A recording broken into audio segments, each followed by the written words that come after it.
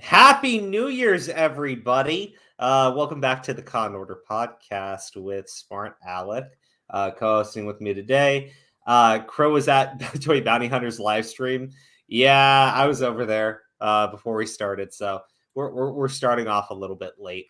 Actually, Toy Bounty Hunters, we're talking about the. Let me take this off screen for a second. We're talking about the Katie and the Zero thing because he was going through Jisoo's messages with Katie, and we're talking. We've mentioned this a few times when we've talked about it.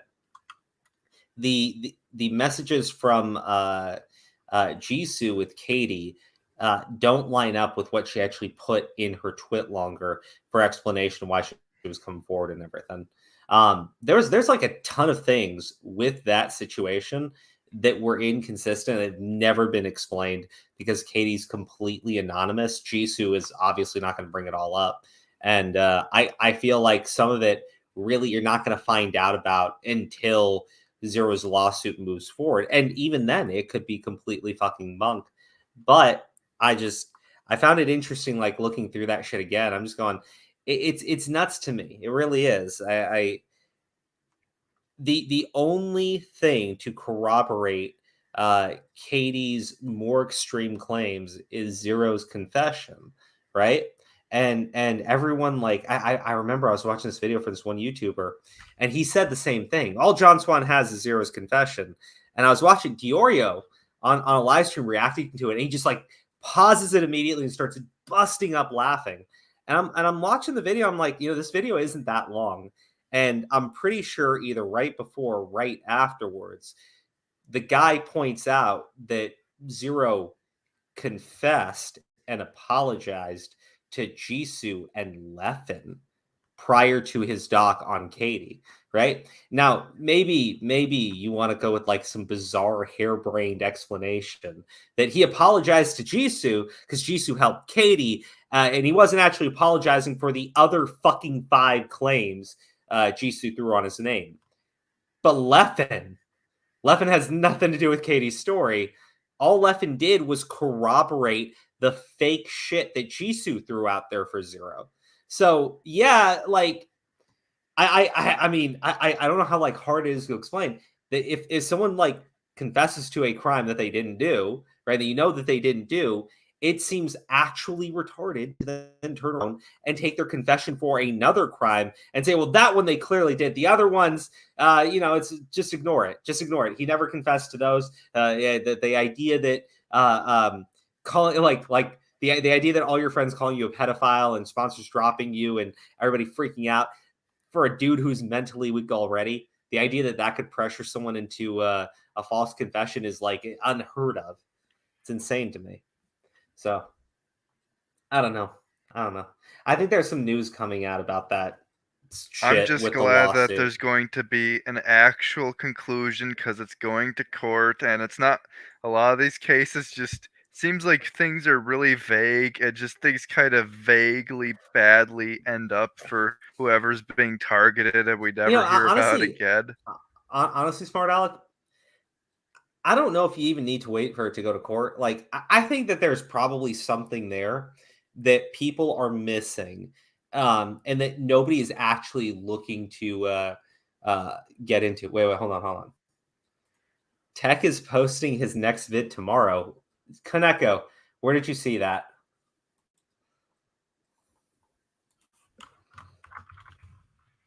I'm genuinely curious. Hold on. Technical's been having a interesting end of the year.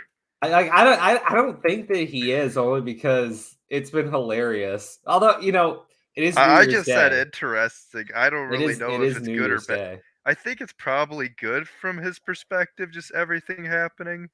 Like, being involved like right after the Zero and like brother shit. He gets right after that. He's in Max's video, and then he's used as, Max, are you serious?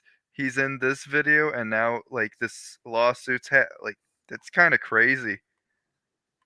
I don't see anything on his Twitter, but Yeah, I he don't see anything talks. either. He does tweet a lot, so who knows. But the recent stuff was mostly from like the 29th and retweets of today. Yeah, I don't see much. I don't like. Okay. You put a link in the chat. I'm pretty sure that's not true. Because like I don't think he'd announce it, right? Wouldn't it just be better to just drop the fucking video and surprise everybody?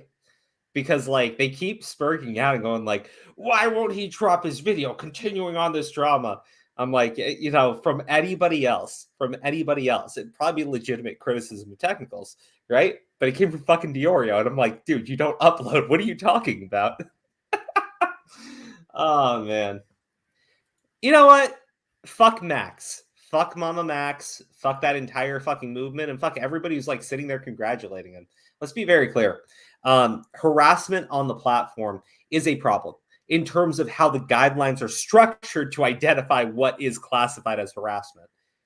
Mama Max, though, presented his entire argument as if YouTube was targeting his video over the community guidelines, right? And in a way, that's true. It's just if you listen to all the fucking YouTubers that put a segment in there, it was about YouTube shutting down investigative journalism, right? Mama Max was not shut down because a pedophile reported his video for harassment. It wasn't taken down because someone at YouTube flagged it for harassment. It was taken down because Mama Max put actual fucking pornographic images into his video. Okay? I'm not even gonna like mince words on this shit, right? Because I had somebody jump in on me and go, "Oh my gosh, Crow, it's a 3D image of a guy's ass, right? Like, what do you mean that's pornographic?" I'm sitting there going like, hold on. IMVU is like a role play game where people hook up, right? Like you can take off your fucking clothes and role play sex in that fucking game. That's what that image that he posted was of, right? And the character was naked, right? I can't post hentai to my fucking channel and then tell everybody it's just cartoons. Why y'all mad? Like, I was told I didn't have fuck enough off. context because I wasn't sub to his Patreon. There's some genius fucking takes Yeah, here. I don't know how to say this other than I don't give a shit. Oh my gosh. No. Hey, wait. Okay. What did you say? Send up. Kaneko. No.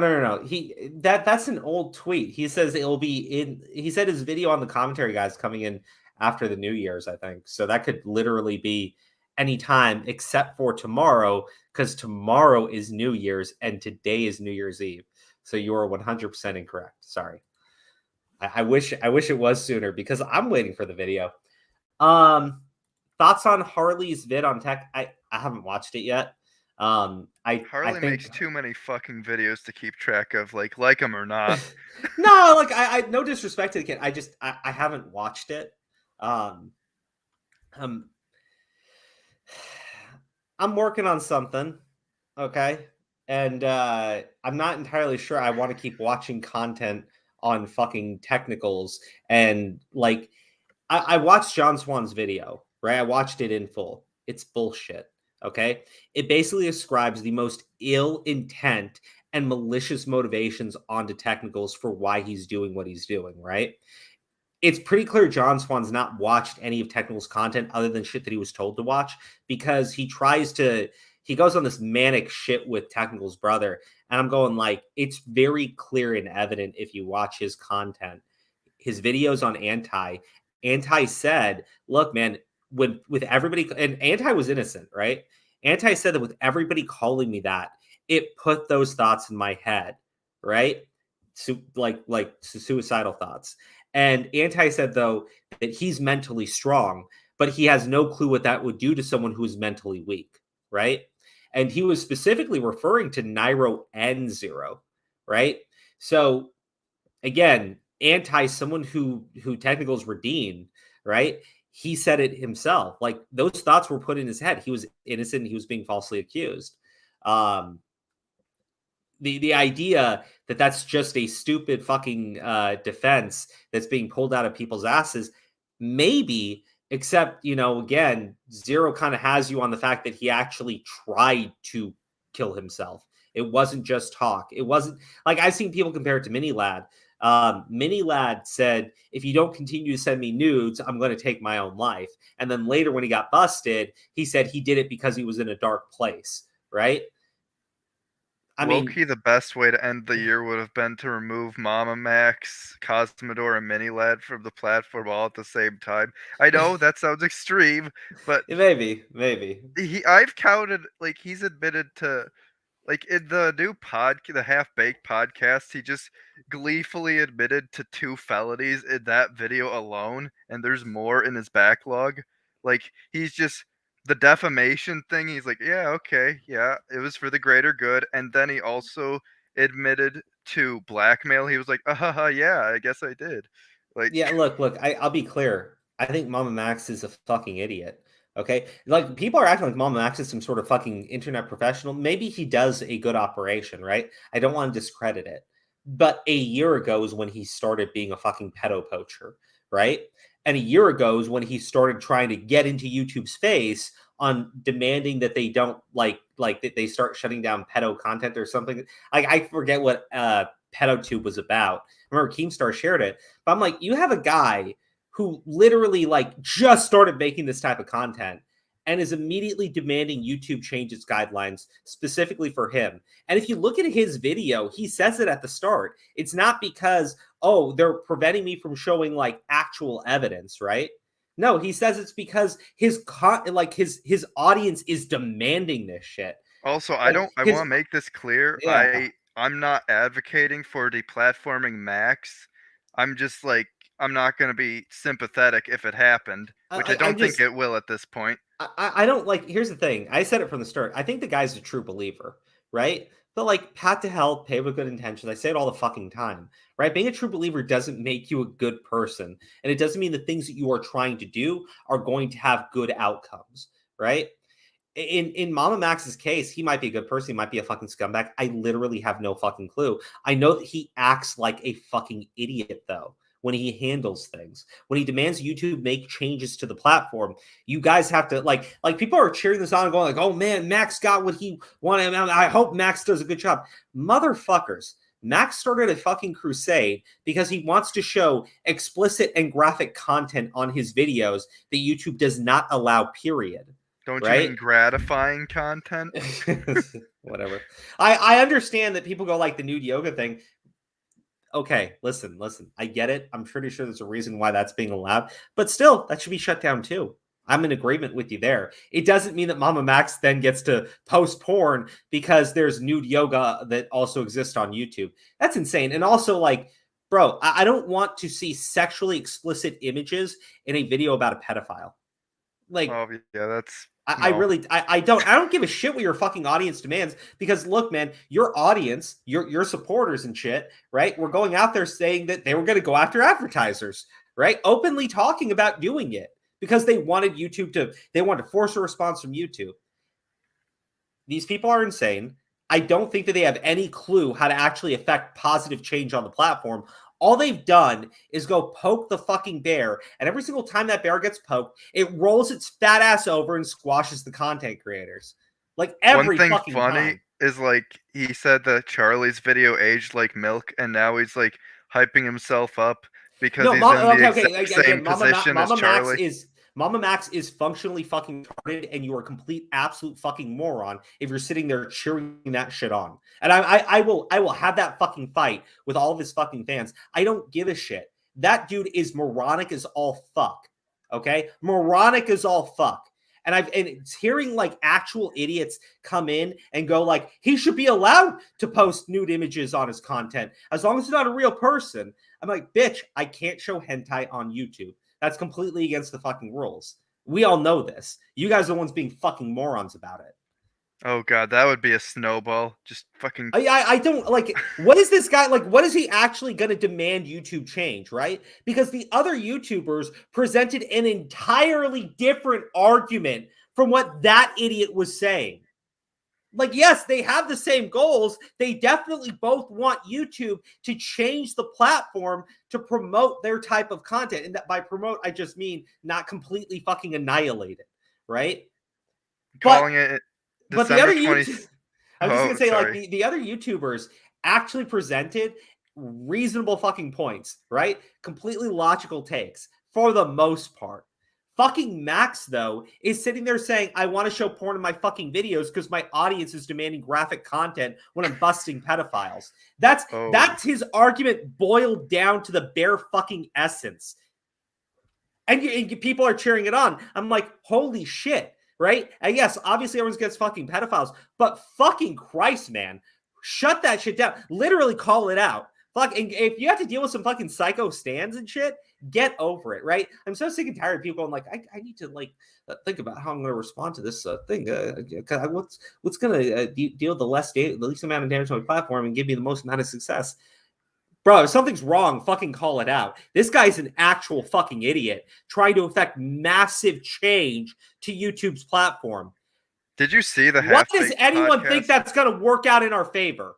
Work out in anyone's fucking favor. So a channel like fucking Predator Poachers can keep pumping out fucking pedo busting videos where he follows people around, doxes them, doxes their family, and screams, "Hey everybody!" like a fucking jackass, and nobody ever. Sorry. Out of the 90 plus busts this dumbass is done, I think I've seen 2 registered sex offenders actually get arrested for having fucking electronic devices and shit. And I don't think that they actually got charged or put back in fucking prison. That's the worst part. But he's got like 90 other fucking people running around scot fucking free, knowing exactly how they got fucking busted. Because the guy's a jackass and a moron, and he shouts it out in every fucking video. Nobody gets fucking busted. Like, the majority of these predator poacher fucking channels are not like Mama Max, okay? They are dumbasses who get on fucking Grindr, make alt accounts, pretending to be little fucking boys, and try to lure people out to meet them. That's the majority of these fucking channels. And yeah, sure, it's entertaining. There's definitely an audience of people out there, salivating at the idea of watching pedophiles get embarrassed and humiliated. But like, my thing is, I also want to see them put in fucking prison. So it's kind of fucking pointless to me. And like, I'm going to sit there and say like, this dumbass who like literally misframed the entire reason why his video was really taken down in that fucking segment. It got taken down because he showed actual fucking porn. Okay? IMVU, like, to my understanding, I want to be as clear as I can. IMVU is a role play game where you play as an avatar and you're capable, and literally people have sex with their avatars in that game. So the idea that you can post 2 characters embracing each other with one of them butt ass fucking naked and put that into your video, okay? That's an obvious violation of the fucking guidelines. It has nothing to do with you doing pedo poaching content. You absolute fucking liar. I'm not okay following a dishonest idiot into any fucking battle. Okay, and just to be clear, if I agree with Mama Max on every fucking point he made, and I don't, because his points were retarded as shit, right? I agree with the other YouTubers for the most part. But like, even if I agreed with everything that dumbass said, I'd also have to acknowledge that he is an absolute idiot and an absolute liar. Why would I ever follow a lying idiot into any type of fucking battle?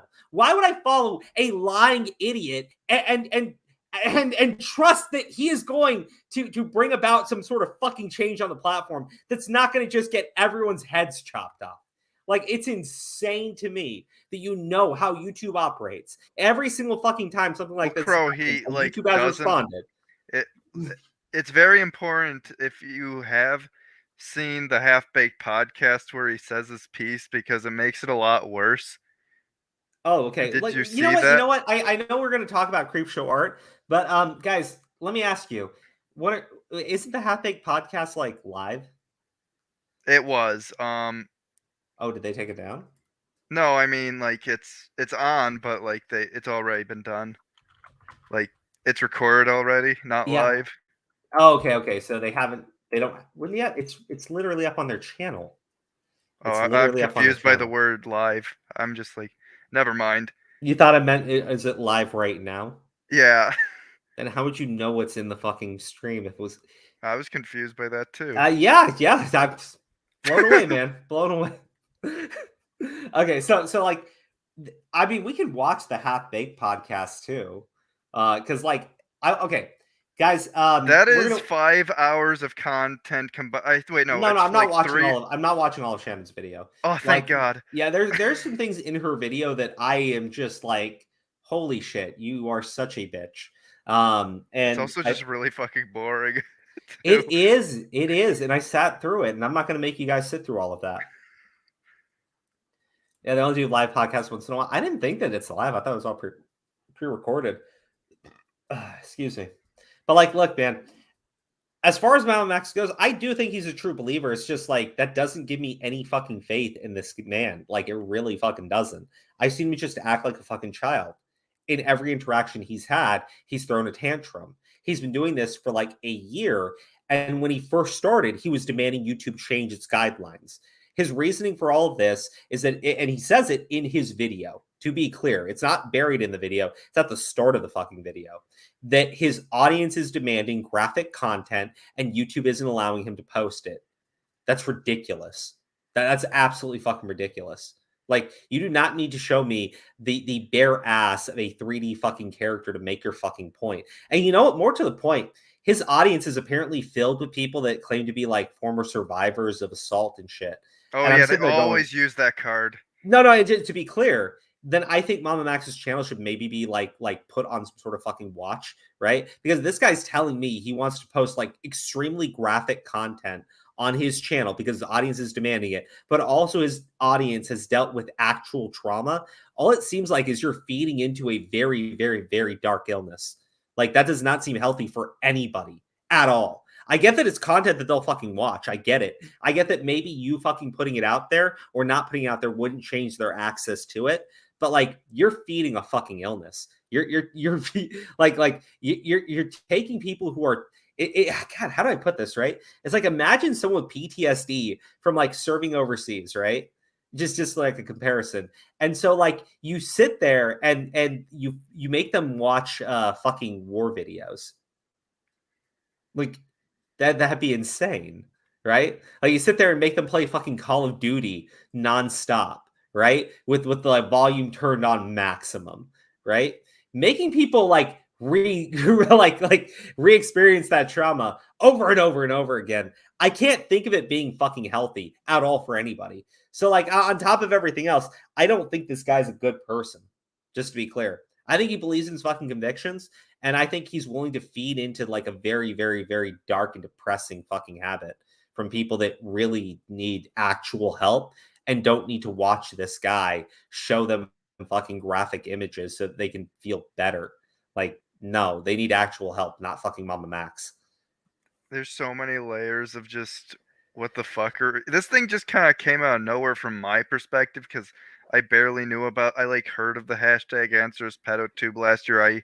I ignored it because like, ooh, Gurky Gom got into a big thing. I can put a cap on that, but like honestly, this just too many layers of weirdness. I'm a little scared how many just deranged people there are, just how many and how they've hive minded all of a sudden. It's a little freaky. Look, I mean, the thing is, I guess for me, my reaction to Mama Max is basically the same shit that I would give to anybody, right? Because like when we went through the shit with Zero just recently, right? That I mean, look at it. I thought it was fucking hilarious when Tipster posted, "I am being called a pedophile now.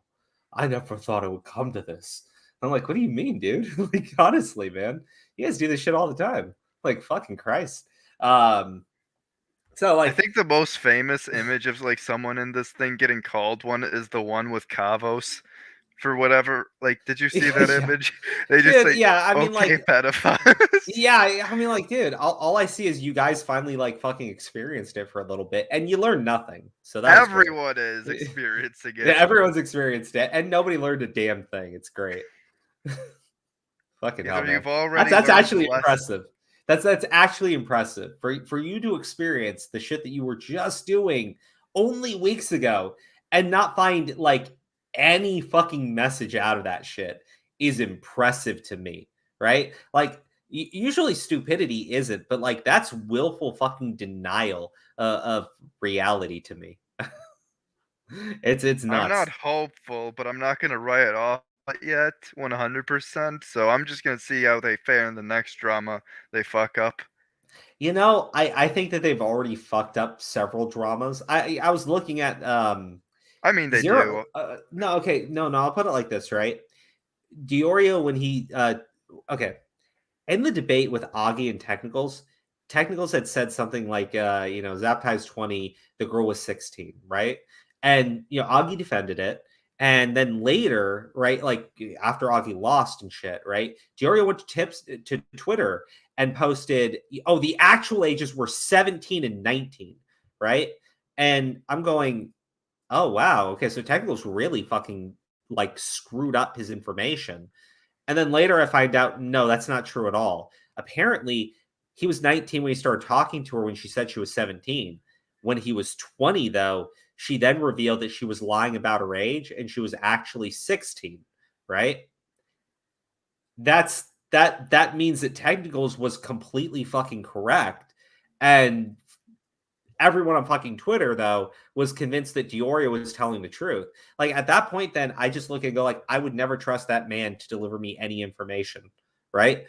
You don't need to lie about a situation to justify it. Yeah, 16 and 20 is definitely far more fucking questionable than 19 and 17 is. But you don't get to fucking lie and tell people the ages were 19 and 17 when that's what it was at the start. But by the end, it was clearly 20 and 16, and he was okay with it. Like, let people have the actual information, and if they change their mind, they change their fucking mind. Nothing you can do about it, but you don't have to abandon your friend if they do. I mean, I feel like you probably would though. Oh man. I Okay. do remember, like, I guess it was almost 2 years ago now, because God, this year was fucking quick.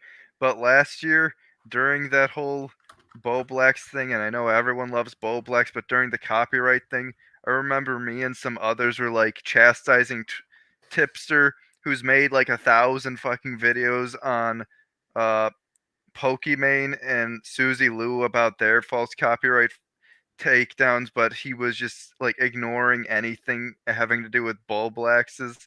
And I remember I mean, it's not like a lie, but it's just a little biased and disingenuous. And that's a thing that's going to continue with a lot of people forever. Hmm. Sorry. Hold on. All right. Let's click this for cookies. Oh god damn it, Sen! I saw you in the chat earlier. Just jump back in, man. God damn. Wait, what's the link to? I don't know. He could Could just it put be? in the fucking private chat, but he decided to dip out the moment I brought up. What is this? Oh my god. Sen, like What honestly, the fuck? fuck. What? Dude, I don't care that you drop a video, but like, why do you keep dropping videos when we're streaming? Yeah, like today I wasn't supposed to, but I was just like, it's It's a Creepshow day. 4-minute fucking video. You could have easily had that done, uploaded, and like, dude, you could have had that Creepshow done at like art 2 o'clock. What still the fuck? cringe. Listen, it just came at the moment. I put a lot of memes into it, like 3, and I was 3. proud of it. I I was very gotta admit, proud of it. I'm not too interested in Creepshow. I I just want to can't talk even. about this shit for Yeah, a little bit. honestly, I can't even Like, imagine how you could be proud of a Creepshow art video in this day and age. It's so boring. It's yeah, look, I'm gonna be clear. We're gonna skim through Creepshow Art's video. I want to be done in like less than 40 minutes, to be honest I there's with you tried to only guys. watch it. one It was point awful. Yeah, no, that's it's in the really whole bad. video. Only one point to take She home. she It's in she the made comment section, really. Basically, oh yeah. well, basically, it's just like, as people point out, the whole like 2-hour video is saying, "I'm not a I'm not a stalker," and she's using evidence. She's using so much evidence that she could have only gotten from stalking her. So Yeah. I mean, look, here's the problem. She never disproved stalking her, right? What she does do is prove that Emily has a history of accusing her former partners of abuse of some kind, right? Which, I mean, look, that's a very real point against Emily. It has nothing to do with Shannon stalking her, though. honest, Like, it just it's the reminded only me point that she actually has. And it's got nothing to do with what Shannon did. the meandering BS and just going too much into detail in it. I'm sorry, it reminds me of the Kai Weiss thread against Omnia. Oh, God. I mean, like, I wouldn't say that you're wrong. So look, I was posting on Twitter about this shit. This is actually a really, really bad video. I watched about 50 minutes. Well, I say Even in the watch, but I background of listened to it. It Halo, was it really was bad. just Yeah. like Smart it's not Alex was even there. yeah, it's not even like bad in the normal like oh I'm gonna get so mad bad. It's just so aggressively bland and kind of annoying. Yeah, But it it's not is. enough way to like get you kind of hyped to just like fuck Oh yeah I'm no. gonna No, rip, no, I'm no. gonna It I write mean, doesn't script. bring out any emotion out of you, It's right? just Like it's anything. just look, it's like apathy but slightly worse. yeah, look, I mean, this is a bad video, right? It is absolutely fucking dishonest in how it's presenting some information. When she goes like, and it's been proven that she did not take drugs. Like, what's her evidence for that? Well, Anthony, the guy that she accused of raping her, says that she's a lying bitch. I'm just So hearing there's like shit that. about Advil like one more a day. Like what the fuck? What? No, like okay, that's the problem with the 2.5 hour video. It's the same thing I criticized Emily for. People's brains start to shut off after a while, right? You cannot keep them hooked for this long, especially because, and I will say this, Emily and Shannon are both boring as shit to listen to when they talk. Well, I'm not honestly, trying I to be think you I'm not trying to be an can. asshole. It's just I don't like the art story time YouTube shit. Like it's just for the most part sometimes it's entertaining when I'm like literally watching the art, but other times I go to play a video game and I'm listening to these people talk in the background. I'm just like I was gonna play music instead. I was gonna play some fucking music. Well, I can't I follow any of disagree this with the shit. point about the like 2 hours being too much. It's only too much if you're bad at making videos, because there's plenty of because you can do this, and if you're focused on the Yeah, issues, but you need focus. Emily and her both fucked this up. Yeah, they just So kind of went scatterbrain and ADHD on a bunch of shit that doesn't matter. It's like what am I even listening to? yeah, Like it's bad. Well, so I can't remember what this point was. I remember 5 minutes in and 6 minutes in. There's two things I want to talk about. Like we're that's cool not now. Emily We don't. Artful's real. Like, is her last name actually Artful? That No, pun, it's no way. not. No, Thank it's God. not. Thank I'm gonna God. go 1.5. It's because she said that she was getting married to Mr. Artful, and people started acting stupid. Oh, Talk for kind of an important reason, which I will get to later. But I don't hate this guy. I don't feel resentment towards him. I more feel have sympathy for him. And I was really close to him at one point and felt really close to him. But I feel that closeness was completely fabricated just because he needed stuff from me. So he injured me greatly. And subject of many great songs, thank goodness. But I'd never been hurt like that before. I'd never been hurt as a friend, as a lover, as a sister, as I just pull around like that. Why that was left out of the ex-girlfriend video or any of her videos, I do not know. Why Anthony was not mentioned as being a terrible relationship at that point, I do not know. Emily and Anthony dated for 3. Okay, so she tries to. It's not the first time she does this, right? She tries to imply that nothing ever bad happened with Anthony because she never once spoke about Anthony publicly. Now, look, she makes the point much better later on, right? But the idea that this is relevant here when you say, well, she never once talked about it beforehand. Yes and no, because the other abuse that she talked about clearly was not what she accused Anthony of, right? She accused Anthony of actual rape. And to my understanding, wait, what? Hello, audience. Crow has exploded. there we go. Sorry about that. I didn't know enough about this. I wasn't ready to be abandoned. No. So like, she tries to like say that that's proof that because she hadn't talked about being raped before, that would be proof that it like her relationship with Anthony wasn't bad. And I go like, look, no. They sound like they were in a very, very mutually toxic and bad relationship. I don't know if the guy did rape her or not, just to be clear. I don't know. However, the excuses that Shannon tries to provide here, I don't think are very good at the start. Now, when she says later on that the girl like makes up abuse, I think that she does present some evidence to show that. However, like people have already pointed out, she must have been stalking her to get a lot of this fucking information. Like some of this stuff's like really fucking nitty gritty. So 3 to 4 months in 2011. Emily was 19, Anthony was 18. Her Twitter from that time affirms that. Okay, yeah. Here's the other thing that's boring as shit. Its gray screen is on here for the majority of our video. Oh. Yeah. Note to self: don't put gray screens in editing for too long. For My me, old style used to be just like epilepsy for the background when I didn't know what to do for it. I need to bring that back. expect anything less. I just hope he doesn't do this at the altar. Meteor Showers was a Twitter handle that Anthony was using at the time because it was a band name he went by. Here's Emily affirming that that's a prior band name on Twitter. Here's the Facebook page for Annabelle Wanted, which features her own artwork, showing that she went by this name as well. For a list of aliases she has gone by, skip to part 0. During the show. Oh my god. What? How the fuck? What? Like That is so many. like, How does she dude, know? I don't even know that many aliases of myself. Again, I'm not entirely sure how that's relevant to her point at all. Aside Right? from just shooting herself in the foot. Oh yeah. No, she had said something I thought was just fucking great. Let me find. Oh yeah. 3 minutes in, this line I thought was just fucking awesome. Let's go back here.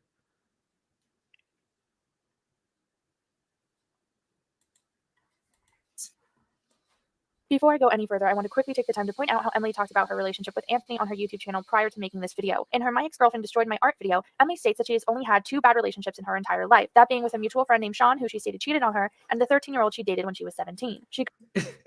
Wait, Saw how what? she slipped that in there. She just goes so fast. Well, it's at 1.5 speed, but well, even without it, it's just like kind of there. It's just like okay. well, I mean, like she fucking goes in and like just drops. She only had 2 relationships. This one with this one girl, and this other 13-year-old that she was dating when she was 17. Like, man, I feel like she slipped that fucking age in there just to like really jab it in people's faces, right? Oh, look at that, 13 and 17. I mean, I see people like fucking try that shit more often now when they talk about fucking drama situations. And I'm just like, I see what you're trying to do, bitch. I see it. Goes on to say this it about all of pops her other up in relationships. fucking No, everything. Like how? Yeah, it does. It It's does. like, It does. It does. have you seen like I forget like the show name of the show's Monkey something, but I like there's one. It's like a clip show, and there's like one reoccurring character called the pedophilia general or something, where he just kind of falsely accuses people of pedophilia and uses the most insane logic and then kills them, and everyone What the claps. fuck? And that was like in the 2000s. That was so ahead of its time. I mean, look, here's the thing. If you shout someone's a pedophile on the street, like there are gonna be people that will fucking do something, right? Like without even knowing, right? It's very easy to manipulate people when you throw that type of shit out there. And we see it all the time. Like that's what drama's become. Because if you want somebody to fucking hate another human being irrationally, call them a pedophile and make people believe it. Was a band name he went by. Here's Emily affirming that that's a prior band name on Twitter. Here's the Facebook page for Annabelle Wanted, which features her own artwork, showing that she went by this name as well. For a list of aliases she has gone by, skip to part 0. During the short relationship, Emily ended up moving into Anthony's grandfather's home. This was corroborated by Anthony's grandfather. This can also be corroborated by a blog post Emily would make in 2013, 2 years later, talking about how she has a history of moving in with her long-term boyfriends. Emily was not abusing drugs as she stated, and this is known because Anthony himself has a history of past drug abuse before he met Emily and has a zero tolerance policy for that in his life. Anthony has been sober for over 10 years. We can call upwards of 20 people who all have the same experience with Anthony because he's exceedingly cautious with drug use. Some of these people are also mutual friends with Emily. Emily was well aware of this. Okay. I want to be very clear here, right? She just said, and these are her facts to back it up as well, that Emily Artful was not abusing drugs back then, and that her evidence is that Emily Artful never posted publicly about her drug use back then, and that her boyfriend, who was also being accused of rape by Emily, said that he swears up and down that as a recovering drug addict himself, that he would never allow drug use to take place nearby him. And I don't want to rip on sobriety. I'm just saying, holy shit, you have one of the worst fucking witnesses to back up your fucking statement there. And your claim that a drug addict wouldn't be posting publicly about their drug abuse, right? I know later on she does. I get that. I get it. It's just you're going to like 2013 and you're like, why wouldn't she tell everybody that she was taking heroin all the time? Because Creepshow art cannot comprehend someone who is not terminally online. Yeah, I'm just like, holy shit, that's That is some insane fucking brain damage logic that I've never heard. Also, what the anyone fuck try does to, like, drugs have fucking to do with this? I don't like. I don't really. Well, she tries to say that Emily was lying about being on drugs with Anthony when they were dating, because one of Emily's aspects of her story is that when she was dating Anthony, they were both addicted to drugs, and it was a very codependent relationship, right? She's trying to, like, disprove that Anthony would ever take drugs with Emily, and I'm just going to say, look, maybe it's true, maybe it isn't. It is a he said, she said claim, but the problem is, like, you're telling me that you're debunking it with evidence, and the only thing you can show me to really back it up is a claim from an obviously biased source, and that a drug addict didn't post publicly in 2013 that they were a drug addict addicted to heroin.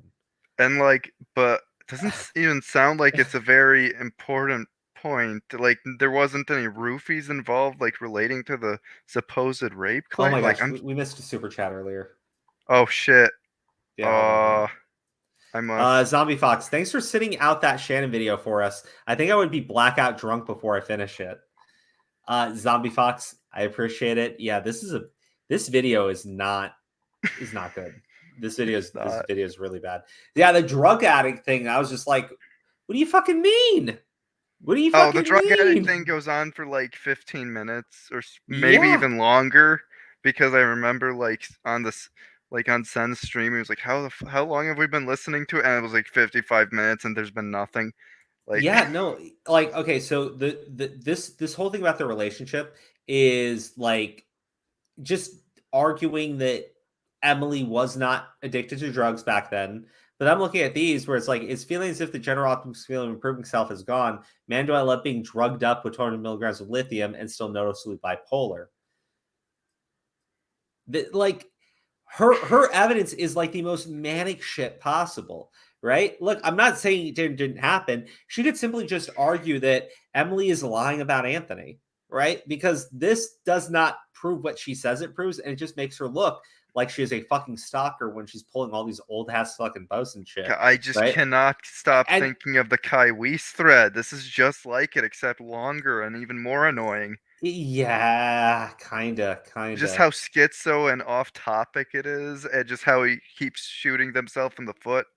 Demon King Drago said, "Gonna miss the stream. Happy New Year's, buddy, and Happy New Year's to everybody." Common Writer, I saw you say Happy New Year's as well. I know a couple other people said it. But I was in the middle of, like, just going off, and I missed it. But Happy New Year's to everybody, and we'll say it again as soon as it actually hits the New Year's. And if I'm staying up super late tonight, then maybe I'll say Happy New Year's when it's New Year's in the Central, Mountain, and Pacific time zones. Although hopefully I'm not up here until 3 a.m. Hopefully. Gonna miss the stream, so I'll make it up with a joke. What's the opposite of Christopher Walken?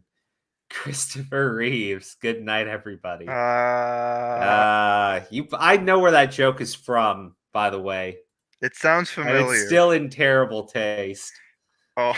Wait, do you get the reference? I don't, but, like, I've heard of it. I swear to God, I've heard of it.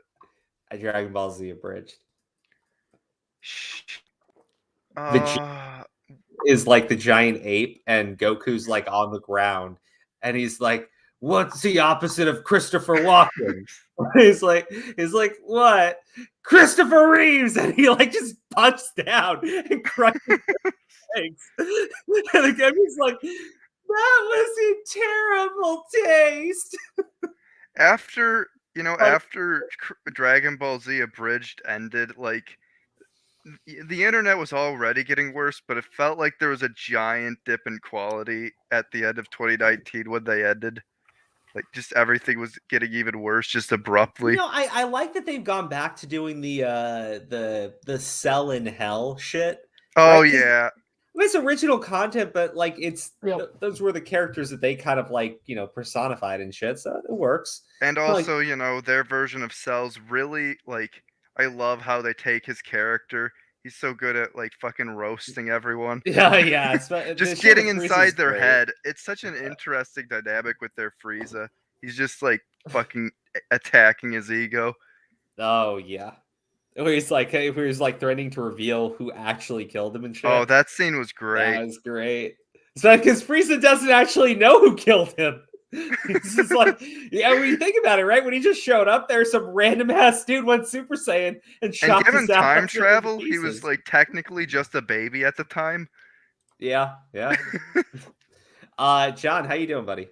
What's up? So what is this shit? So we're just going over some of the stuff in Emily's video. I don't want to watch it in full. Like it's 2.5 hours long. It's Emily? boring as shit. No. Shannon's video on Emily.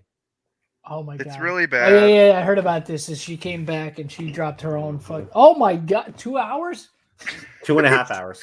Oh I my. mean, Oh. probably like 15 minutes if you want to cut down to anything relevant. Yeah, look. Oh, The no. stuff with the heroine starts in the relationship, and then it just continues on 28 minutes Oh into my- the fucking video trying to Oh my disprove this goodness. girl was a drug addict at the time.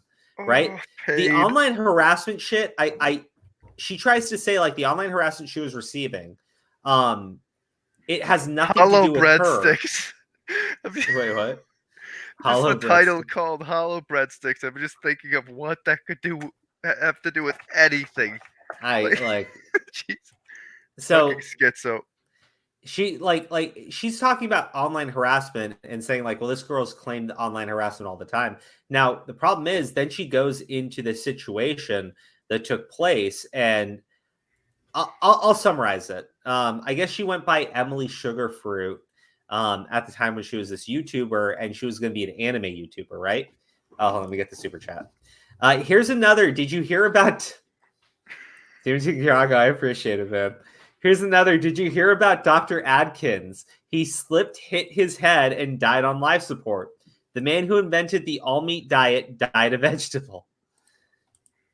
Never Oh, heard of that wow. one. That's That's some shit. some serious sh- Bro, you like wasn't there a guy who like invented dynamite? He like kept trying to like invent a something to redeem himself because dynamite had been like such a terrible weapon of war at the time. And so like he tried to invent this like device that would help like people sleep or something, and it wound up killing him instead. It's like the guy Oh, just that's everything he invented depressing. like turned to death. Yeah. That's Oh, sad. It's sad God. as shit. Okay, so here's the story here. Emily Artful was at the time in the anime community, and she did the dumbest thing she could do. She decided to upload a One Piece episode review while sitting in a bathtub, right? Now, look, I know why she did it. We all know why she did it, okay? There's a whole Twitch industry based on why she did it. I don't really fucking care. If you can't control your fucking boners, I don't know what to fucking tell you, right? If the girl's gonna do it, the girl's gonna fucking do it. Like, they have that advantage over us men. They have the tiggle bitties. We don't have those unless, well, I mean, you might, but they definitely don't want to look at those. My point is, she does this episode review and it triggers the anime community, right?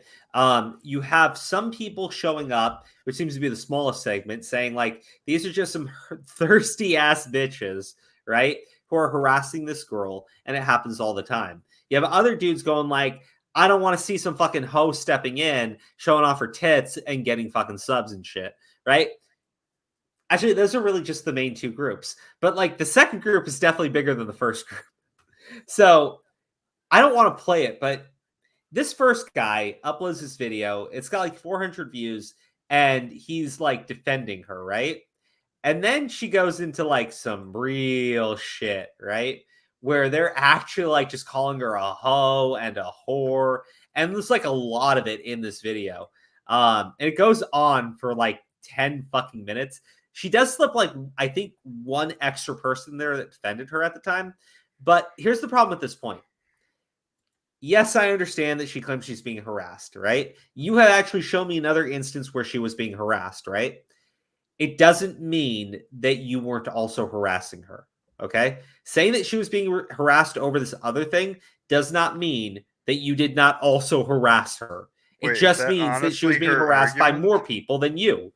What kind of It's, oh my god, brain Yeah. damage. Yeah, no, it is brain damage. But again, Other people harass you, so me harassing you is less harassment, so it's not harassment. What? Yeah. Now this is a solid point that she did have on the cam girling thing. I'm sorry I'm summarizing it, but you don't want to listen to this bitch talk, believe me. I really don't. Yeah, okay. So like the cam girl stuff, right? She did have a decent point here. It's just I don't think it really moves the needle at all. Where if anything, I think it does back up that maybe she is either outright lying or being extremely hyperbolic in some of her claims against Anthony, right? Because she apparently blamed Anthony or somebody for making her be a cam girl, and it turns out that's probably not true. If I had to guess, when she says she was forced into doing it, I think she's just really ashamed of being a cam girl now. I think in reality, she probably did it for money. Maybe she felt desperate enough where she had to do it. I don't fucking know. That's also But- a thing that happens a lot. Is like they I mean, get, I'm annoyed. It's like, oh, I'm annoyed with being a cam girl. I'm gonna blame some guy for whatever reason. Now here, that's wrong to do 100%.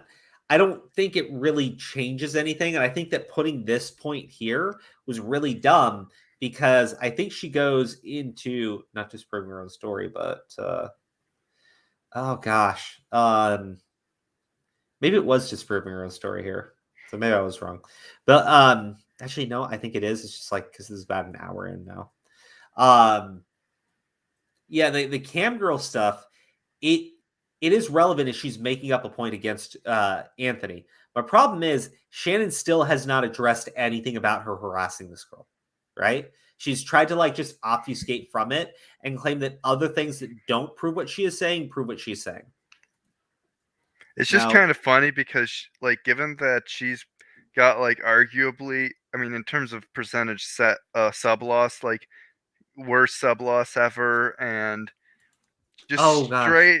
straight up everyone hates her. I'm wrong. She I'm just wrong. I'm wrong. needed. Just real quick. I was wrong. Part 5 is the cam girl stuff. Part 14 is her history of false claims, right? Shannon's Oh a my fucking God. idiot. No, it's just like honestly, just in terms of organizing her fucking video, Yeah, this girl is stupid as all hell. Why that would you should have put- been the first thing. Well, first off, That if should have like been the only thing. she's like throwing so much mud at Emily, right? But in reality, she had 2 solid points. The where she accused Anthony of forcing her to be like a cam girl or whatever. I think it was Anthony. Show that, and then show all of her history of making false claims, right? Some of that stuff, maybe it's just being super hyperbolic. Some of it seems like she's outright lying, based on how Shannon presents it. But again, I'm also saying based on how Shannon presents it. So I don't know if it's necessarily something you can take as being trustworthy. But what I will say is that even even if I believed it in everything, or even if I wanted to believe it, the way that she structured this fucking video, she should have put those 2 points together because they're her only points against Emily. Well, Everything also else is just mudslinging. Well, it's also like a big thing is like she's been accused of mudslinging. So she combats that by just mudslinging more for like an hour. If she actually wanted to help her image, like she needed a perfect fucking video anyways because of how much people hated her already. And Yeah, she like, just kind of proved them right. She just proved everyone right. If I had to guess, I think what she was actually thinking is, Emily uploaded this video. It's like 2 hours long, and I need to respond with my own 2-hour video and make it the same format. Except Shannon doesn't show her face like Emily does. So sympathizing with her is a lot harder than it is with Emily, right? I'm just talking from like a technical level, right? In terms of like how this shit's supposed to work. It's much easier to empathize with Emily because Emily's actually on camera and you can see her and you can see where she's like kind of like, getting really, really, really emotional, right? With Shannon, it's just a voice on a gray screen. Shannon doesn't understand like how human emotions work. I really think this girl doesn't get it. Yeah, I was kind of gonna go for like I mean, no one likes to hear like claims of like diagnoses. So I'm just gonna say right out the gate, this is purely ad hominem. But this just screams sociopathy to me. I'm not doing armchair psychology. Just ad hominem. Just feels like a fucking. The Appalachian Prince, just real quick. I will read comments afterwards. I promise. I get the plugin for returning dislikes, guys. You'll get to see how badly ratioed I am on my newest video. I like this. 669 comments, 669 likes, 4,000 comments. Ouch. Yeah. Oh, I think the real ratio is actually like much, much worse. Okay, so like this part here, let me see. Because I remember I started talking about it on Twitter, so I'm just trying to remember. I know an hour and a half in, I was just like, why am I still watching this fucking video?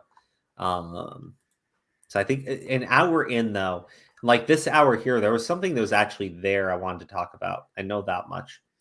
No, not the stuff fancy. Let me just play it. Friend. And so I blocked them. I knew right away that they were trying to find out where I work. They wanted to try to bait me to be like, yeah, I work here, so that they could call and get me fired from another job. However, after she got clean in November of 2012, she and Anthony became Facebook friends themselves, meaning that he wouldn't have needed to make a fake account to get information on her the way she says. She debunks this claim herself without realizing this on Twitter by showing their Facebook messages from this time, where she directly tells him where she is working. At this time, I was dating someone else and not speaking to Anthony at all, meaning any jealous motivations I would have, according to Emily, would be gone. Emily says her Facebook was hacked, and news from when she was a minor. Well, no. See, this is where I mean, like, she says things. Like, she goes, well, she was already dating someone at the time, so that means I had no reason to be jealous of her. Yeah, you would, because you're fucking psychotic. Shannon is like absolutely fucking psychotic. Yeah, that's saying that. Oh, she had new boyfriends. I had no reason to be interested in her. Like, isn't the biggest cliche for jealousy just someone you hate having a boyfriend or girlfriend? It's like a cliche. What? I mean, like, look, it could still be like maybe the dude said something, because this guy Anthony, I don't know him. He sounds like he could be a fucking nice dude. He sounds like he could be a degenerate, but it could simply be him saying something about Emily to Shannon, and Shannon getting tweaked out by it. I've seen girls do shit for less. And so, like, the idea that would, bro, like, I'm sorry, maybe you could convince, like, maybe you convince some fucking virgin loser, like fucking the horse fucker or something.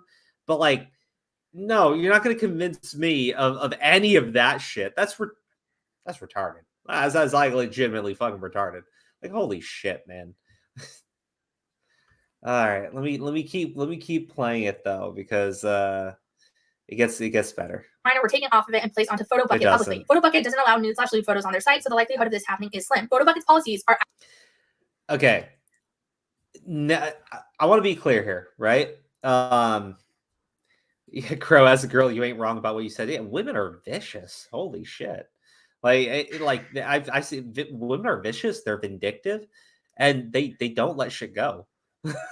Dude, 2019. I'm not being sexist. I mean, that's my experience with women. High school in 2019 was fucking scary. Bro, like, I'm like, man, I don't think dudes have the mental capacity to run the mental gymnastic games that women will do on each other. Right? Like, I'm going to give it to women here. You're far more fucking cunning and devious than men are. Jesus, dude. I'm training in their ways, but I'm still falling short. I'm just trying to catch up. I'm just trying to keep up, man. That's all I'm trying to train for.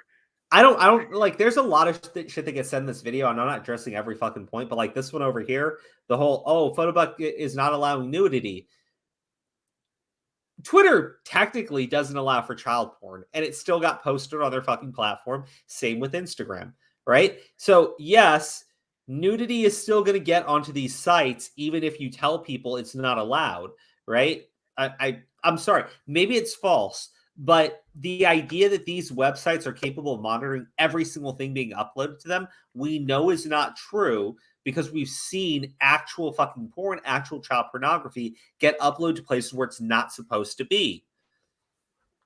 So these are bad points just in general. Like, they have nothing, they goddamn. I at least respect them for being points. That's more than a lot of this video. Yeah, like there, she actually brings up a lot of shit. It's just none of it holds up under any level of scrutiny. The best thing that she has in here is the false allegations. But like, I said this already. Like, you know, she's an absolute fucking cunt, because the best thing that she has is proving that Anthony might not be the man that Emily claims him to be. But this bitch buries it at the end of her video, right? Like it's the last little piece before we get into her her real fucking closer, right? At the end of her fucking tedious, gray, why would you awful video. and just honestly for Shannon, right? Why would you do that to Anthony, right? He's supposedly someone that you care about. You actually have strong evidence that maybe it's manipulated, maybe it's dishonest, right? But you have something that would move the needle on what people's perception of Anthony is, and you buried it at the end of your hour and a half little bitch fest that didn't prove anything you said it was going to prove.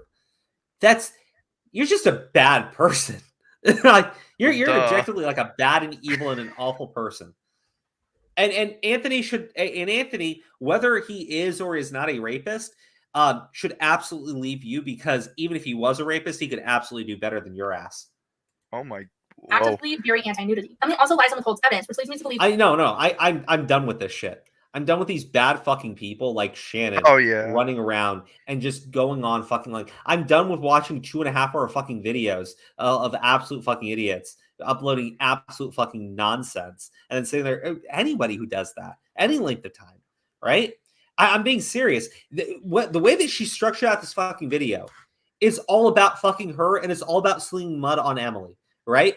She actually has something that works in Anthony's favor, though. She really does, okay? It's the only compelling, the only interesting thing that's in this entire video. And she buried it at the end because she doesn't give a shit about this guy. She's a fucking narcissist. She's just fucking crazy. Everyone knew she was crazy, and she responds by continuing to be crazy. It's like, I mean, I'm just happy that everyone agrees that she's a fucking cunt now, and let's look because I just want to. I don't think that she loves this Anthony guy either. I think there's just another fucking dude for her. I think that's why she gets 673 likes, 7,800 dislikes, and she says she's never returning to the channel again.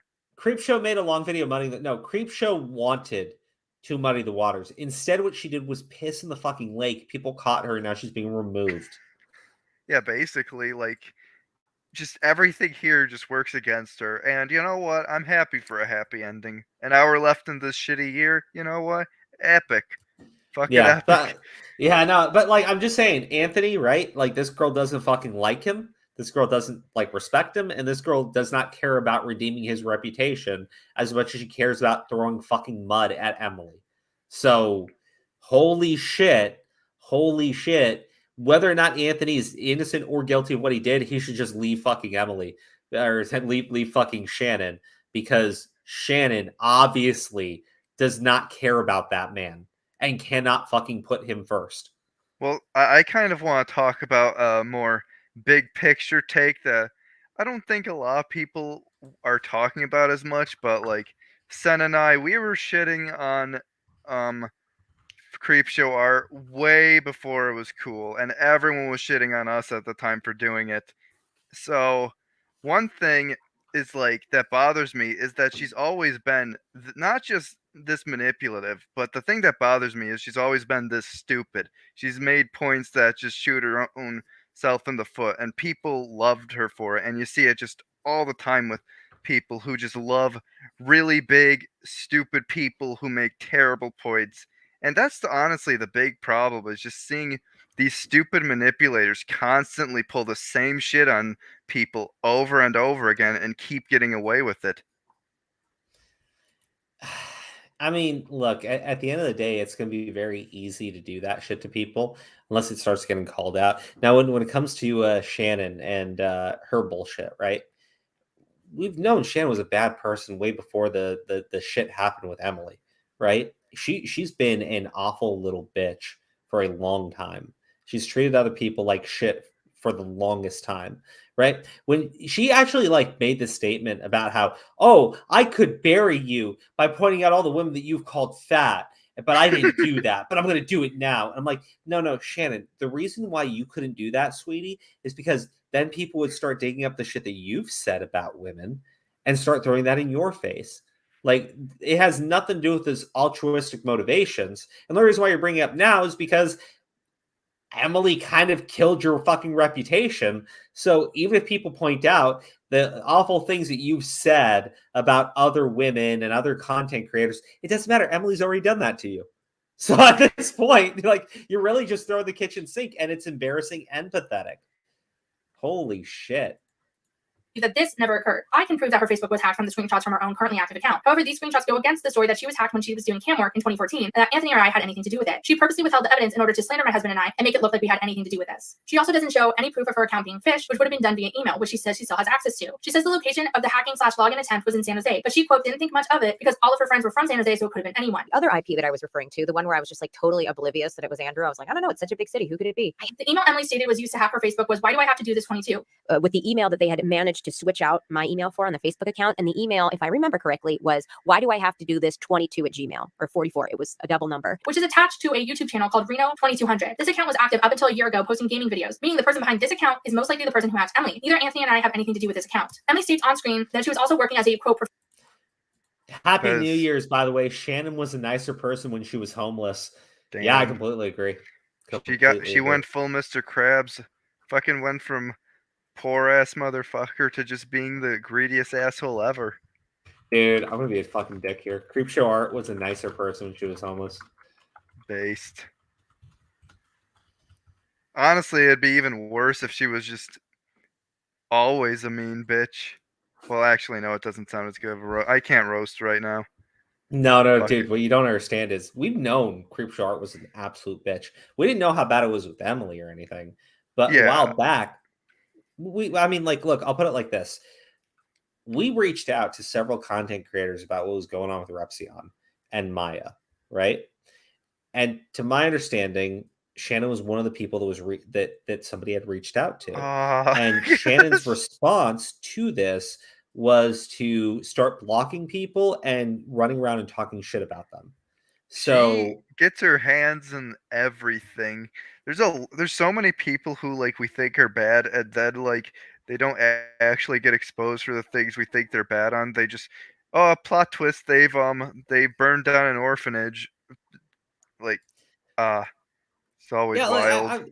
My point is, like, there was no reason to, like, if she doesn't want to look into the story, it's not on her to look into it, right? But to turn around, like, instantly, like, hit blocks and then start talking shit immediately after, I think talking shit in support of Maya too. It's just like, yeah, man. I know that this one was a nasty, rotten little fucking monster, right? And Grim, way back, like one of our old friends, he goes and replies to her and says, "You were a nicer person when you were homeless." And he's right. He was right back then, okay? Because Shannon was doing the shit with Emily even back then, right? She was a nicer person when she was homeless because she was more humble when she was homeless. But she was still a bitch back when she was homeless too. I mean, it's just like she was even worse when she had money because then she could be even fucking worse. I just do. I've known a lot of, not a lot, but I've definitely known a lot of Creepshow Arts in my life, and I'm just glad I don't know them anymore, and I'm glad they've never targeted me. I was always fucking careful with that. Artist at this time, and that Anthony and I lost her a huge client because we allegedly wrote a negative review saying all her brushes were dirty and she was unhygienic. She later disproves this herself via Twitter. She contradicts her original statement by showing the screenshot of her conversation with Anthony saying she's about to start work as a makeup artist after she gets her certification. But then in the tweet itself states that she never actually got her license and simply advertised herself on social media and got clients via Craigslist, meaning that there would be no way to leave a negative review for her services, seeing as she only got clients via Craigslist and social media where reviews cannot be left. I also found the social media she is talking about that she used to showcase her makeup on, and it's theretroface.tumblr.com. The screen name, The Retroface, was her original URL for her current YouTube channel. If you go to youtube.com/theretrofaceyt, it goes to the Emily Artful channel. She only posted to this blog 5 times for about a month between September and October 2014. She was always the person featured and never showed any client work besides her doing a sugar skull on her boyfriend for Halloween. This would be 2 months after she stopped doing cam work, meaning she would have had to be homeless at the time according to her own story. No negative reviews are left anywhere on this blog, and most of her posts have 0 notes on them. Okay, but you're still a stalker. Yeah, I know, right? Like this is my problem with her, right? Everything she's doing here just it proves that she was like really hardcore digging into Emily, right? And a lot of the shit, like she's showing text messages between her and the guy from way back when about Emily. And I get she's saying like, oh no, this is proof like we weren't talking, like we weren't fighting or anything. No, but it's proof that you two were talking about this girl when she wasn't dating the guy. Well, That works also, a lot of against this you, stuff- Shannon. A lot of this stuff, like, doesn't even seem like she could have researched some of it now. I think a lot of it, it's like with Facebook, Well, especially she with the had 6 person you hate. months. She had 6 months, to be Well, fair. even then, like, Yeah. even if it was like all of this was done, like whether it was a day after Emily's video dropped or just now, it doesn't really matter. Like stuff from 2014 with a person she despises that much, she's probably blocked on her personal Facebook, or it would have been harder for her to find. She just had this stuff lying around, probably. She just knew this stuff already. But hold on. I got to do one thing really quick. Entertain the audience by yourself, Smart Aleck, for like 10 seconds. It's New Epic. Year's Eve, and I just got to make sure that I time everything with my wife properly. All right. Hello. I'll be I'm right literally back. a Don't do anything clown. dumb. Okay. More like dumb Alec. Anyways, look at my funny ratio. Funny clown Hades is looking at, and he's going Joker mode. He's the Joker, baby. He's the Joker, baby. I'm gonna change my profile to Spamton NFT. Maybe should I? Yeah. Okay. Let's do Spamton NFT. Come on, piece of shit. Be quicker. Oh my god, you're so slow.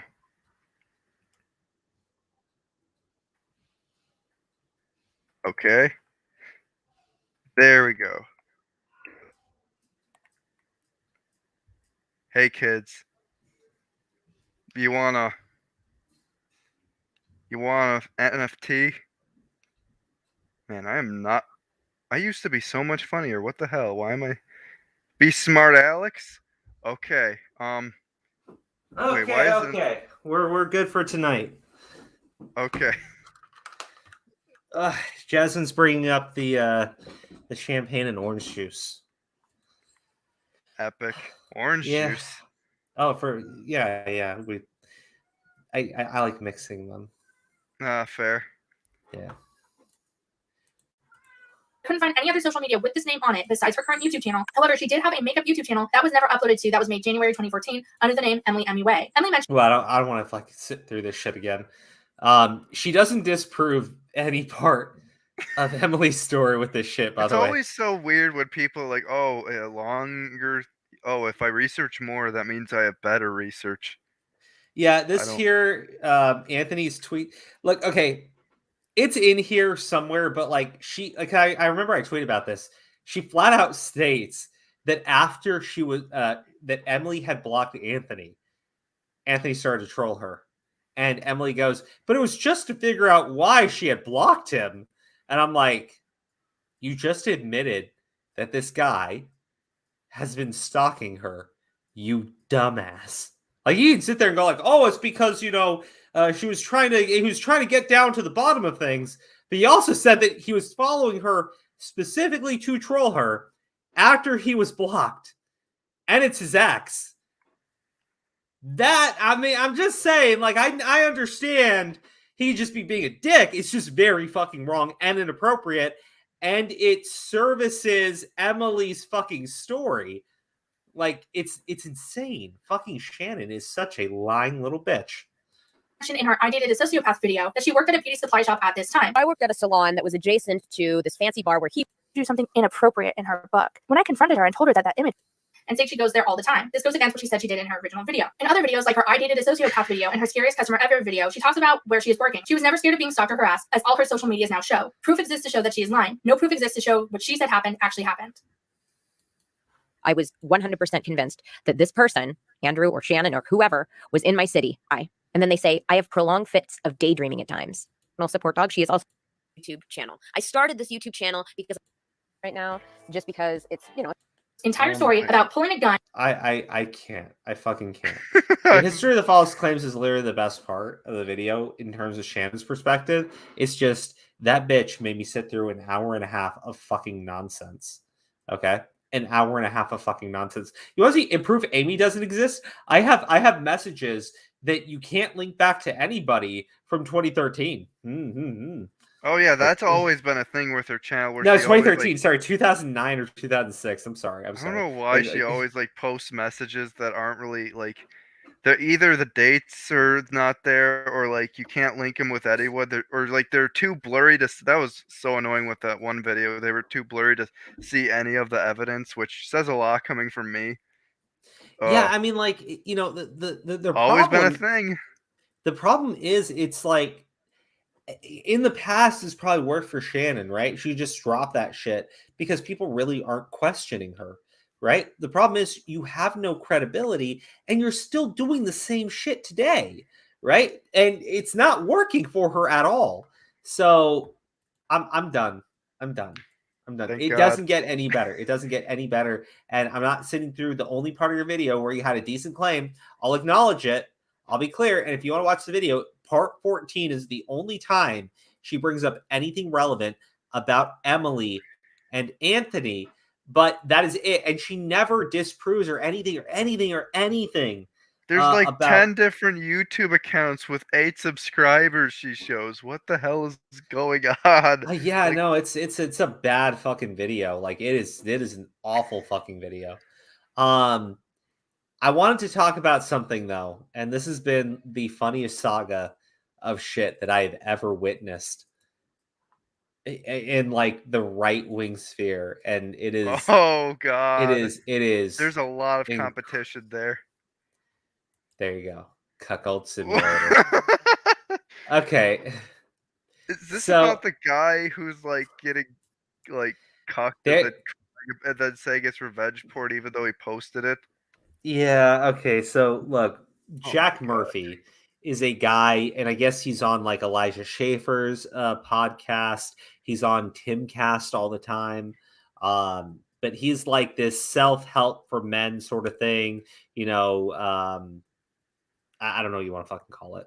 But anyways, he got outed as being a cuck, right? He wrote this article in 2016 about how great it was that his wife was fucking another dude, and gave advice about how you need to set up your cuckoldry and how you're a real man when you're telling her what to do, but if she asks for it, don't, then it's bad. It's the dumbest shit I've ever fucking heard. And it's confusing too. Bro, it's hilarious. Oh my gosh. It's hilarious, right? It legitimately is. But it's a kink and everything. I mean, I can kink shame the guy. We can laugh at him, fucking whatever. His response to it, though, was this woman is on Elijah Schaefer's show. She's reading the super chats. I forget her exact name. But she's on the show. She's reading the super chats with Jack Murphy. And let me find you the clip, because we've never talked about this on the channel, and I've wanted to talk about it for a while, because the Jack Murphy saga is the shit. Let's see, Jack Murphy videos. I just need his freak out. Oh wait, hold on.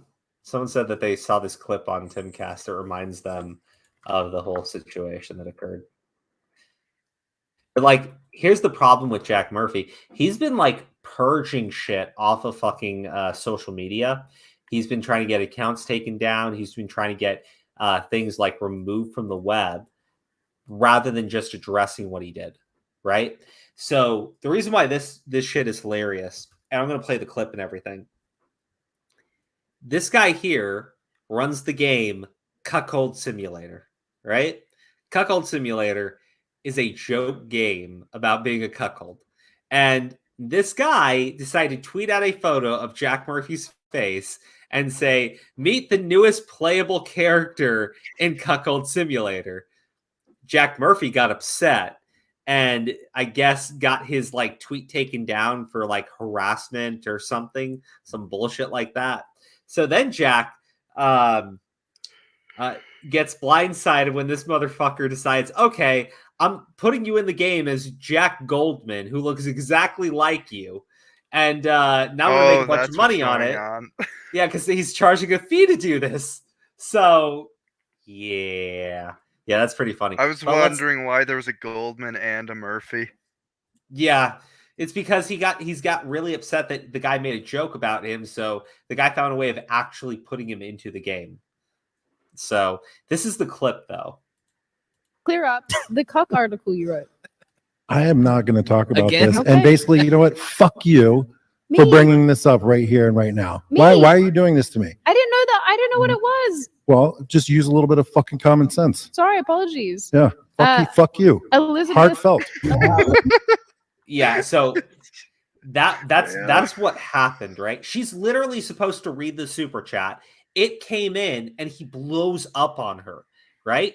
And people saw it, and I honestly, no joke, being a cuckold, sure, it's embarrassing. Yes, we are going to laugh at you. That's not why he was getting so much heat, though.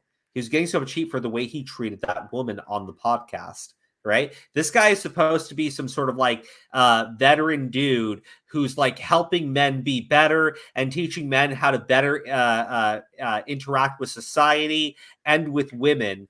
And he sits there and he blows up on some chick for reading a super chat. And like, she didn't know this guy was a fucking cuckold. None of these people know he's a fucking cuckold, right? She had no fucking idea. And he went ahead and put her on fucking blast. Then he tried to say that they had made peace with each other. And then she put out another statement saying that he never apologized because he's that much of a little fucking cuck. I feel so bad for her. She was so apologetic. She was. And there was no reason to be. So life is weird. Here we go.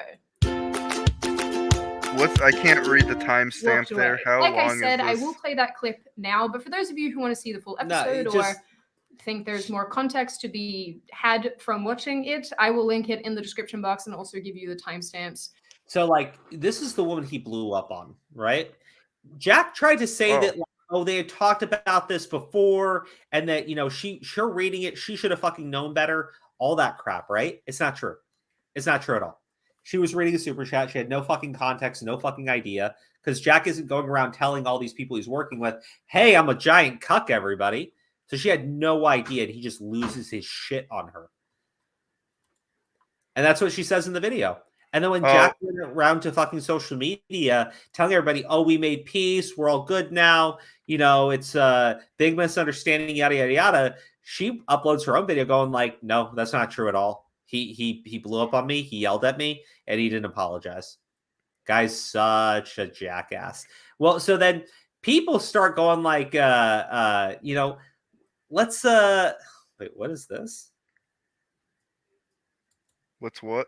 Oh my god! Whoa! Oh my goodness! I suggest taking that off. I don't know. My goodness! That's a little. We might get Mama maxed. Wait. Hold on. No, I don't think we will because there's nothing sexually graphic in that image. It's just. But is it gratifying? I don't think so. I mean, unless you're jacking it off to a dude writing an article. I can't even see it. It's like. Yeah, it's super tiny. Okay. There's a super chat. GG Evan 317. Okay. Donated $5. I swear he was outed for this in 2018. He probably was, but the thing is, he's gotten more relevancy. So, like, baby, are you gonna bring your chair? I can't hear. We're not actually playing anything. Smart Alex talking, but you can. Hello. I won't be able to hear anything. Hello, Mrs. Crow. We're not playing any audio. I'm literally reading articles. But aren't other people talking? Well, Smart Alec is kind of talking, but you know, he's kind of irrelevant too. So I mean, just give me a few years. I'm gonna blow up on Odyssey. Huh? No, hold on. What did you say? Should get some water. My stomach hurts. Oh shit. Okay. Yeah, sorry. Jasmine's dealing with the COVID. Oh, yeah. I think my sister is too. Best of luck to her. Yeah, it's not good. Yeah, no. Okay. Of course, rape is devoid of love, sexiness, or consent, and no one's advocating for actual rape. Like, okay, so he's into like this guy's just into like weird kinks and shit, right? Let's just be honest. He's into rape fantasy and he's into being a cuck. Like, what the fuck? Yeah, dude, like I get it. I get it. It's embarrassing that you have all these people bringing up your sexual fucking kinks and shit. But like what made people mad was the way that he treated that woman. That's what made people mad. He was out of being a cuck in 2018. That is true. He's more like mainstream now and he's got more people watching him and shit. So obviously there's people who haven't heard about the story. But again, it would just die down and blow over if the guy wasn't also treating a woman like a piece of fucking trash at the same time. I'm not even sure if it would, because like I have been hearing him like being made fun of for being a cuck for years on end, and like maybe he's a lol cow or something. It's like on and Well, off though. also, one of his new male society members went on a spree 2 days ago in Texas. Well, that is wonderful. God, Maybe this maybe he fucking convinced that guy to be a cuck and he just blew his fucking lid. December's not been ending the best. Jesus. Again, so Jack Murphy's been like trying to take all the shit down that's coming out about him. He took down archive links of his cuck article, right? He's behaving in this like really childish and stupid fucking way, and it's like ruining people's confidence in him. There's a comic book though, and I wanted to bring this up because Jack Murphy promoted it, and like the comic book's not Jack Murphy's comic book or anything like that. fucking Willie Mac is hilarious. Oh shit! The Mama Max thing he posted on Twitter. Holy shit! They didn't pick the pedophiles. Like, yeah, dude.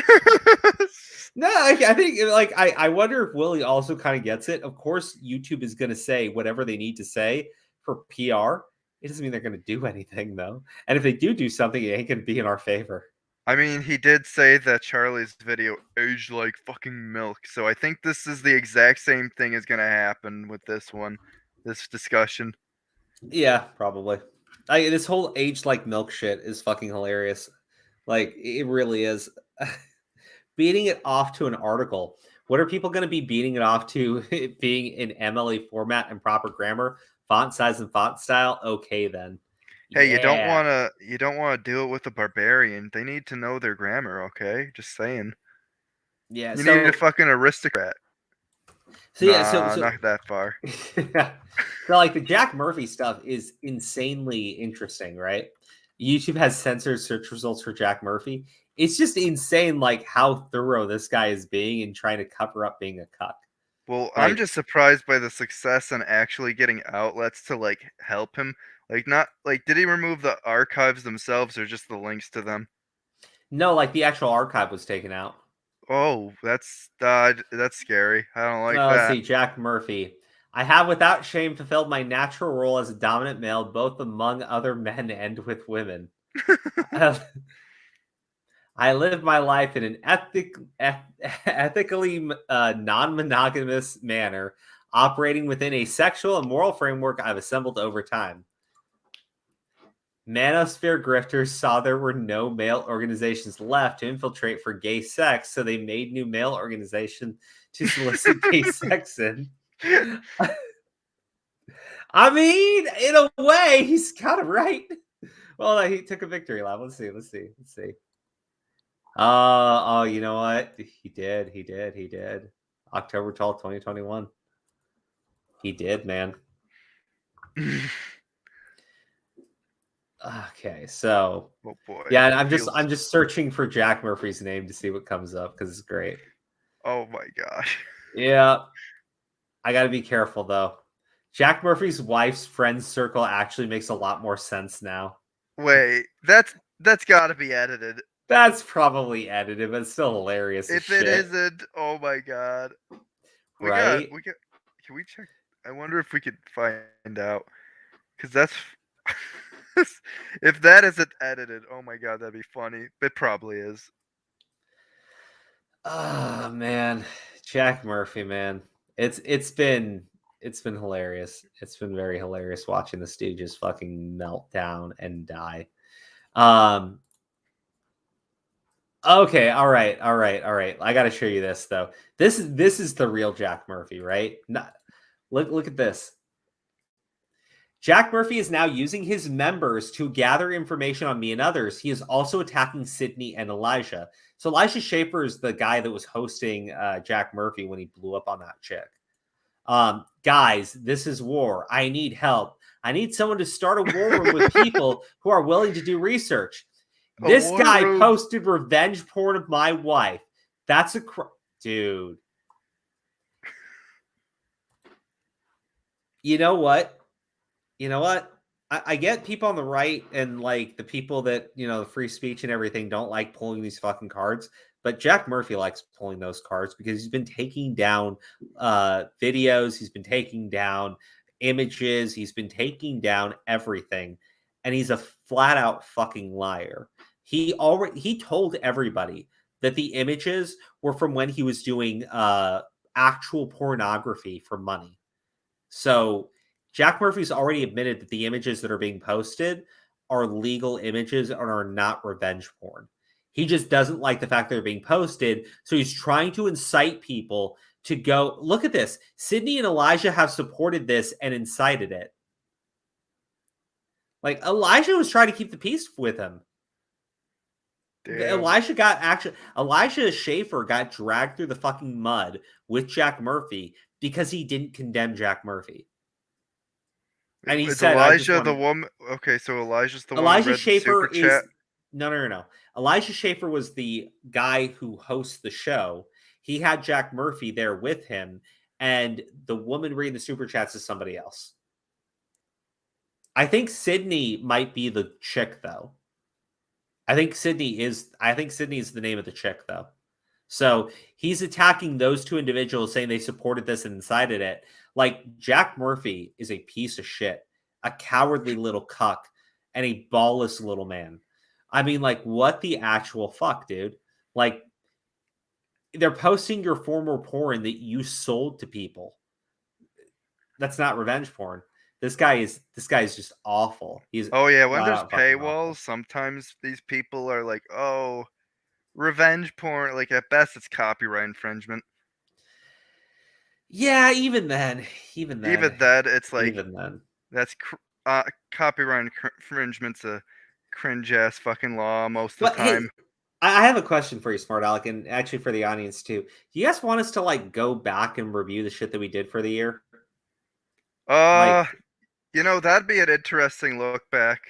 I think I'm not sure if tonight you'll have enough time or whatever. No, I meant like maybe we'll do like a stream tomorrow during the daytime. I don't know, maybe. That'd be. I could. Yeah, I think that's a good idea. I don't know, guys. Put a 1 in the chat if you want us to do that around, I don't know, like 3 o'clock tomorrow. You put a 1 in the chat. If you don't put a 1 in the chat, I'll just assume you're not interested. So do it by like 3 o'clock Eastern tomorrow. I think that's a good time for everybody.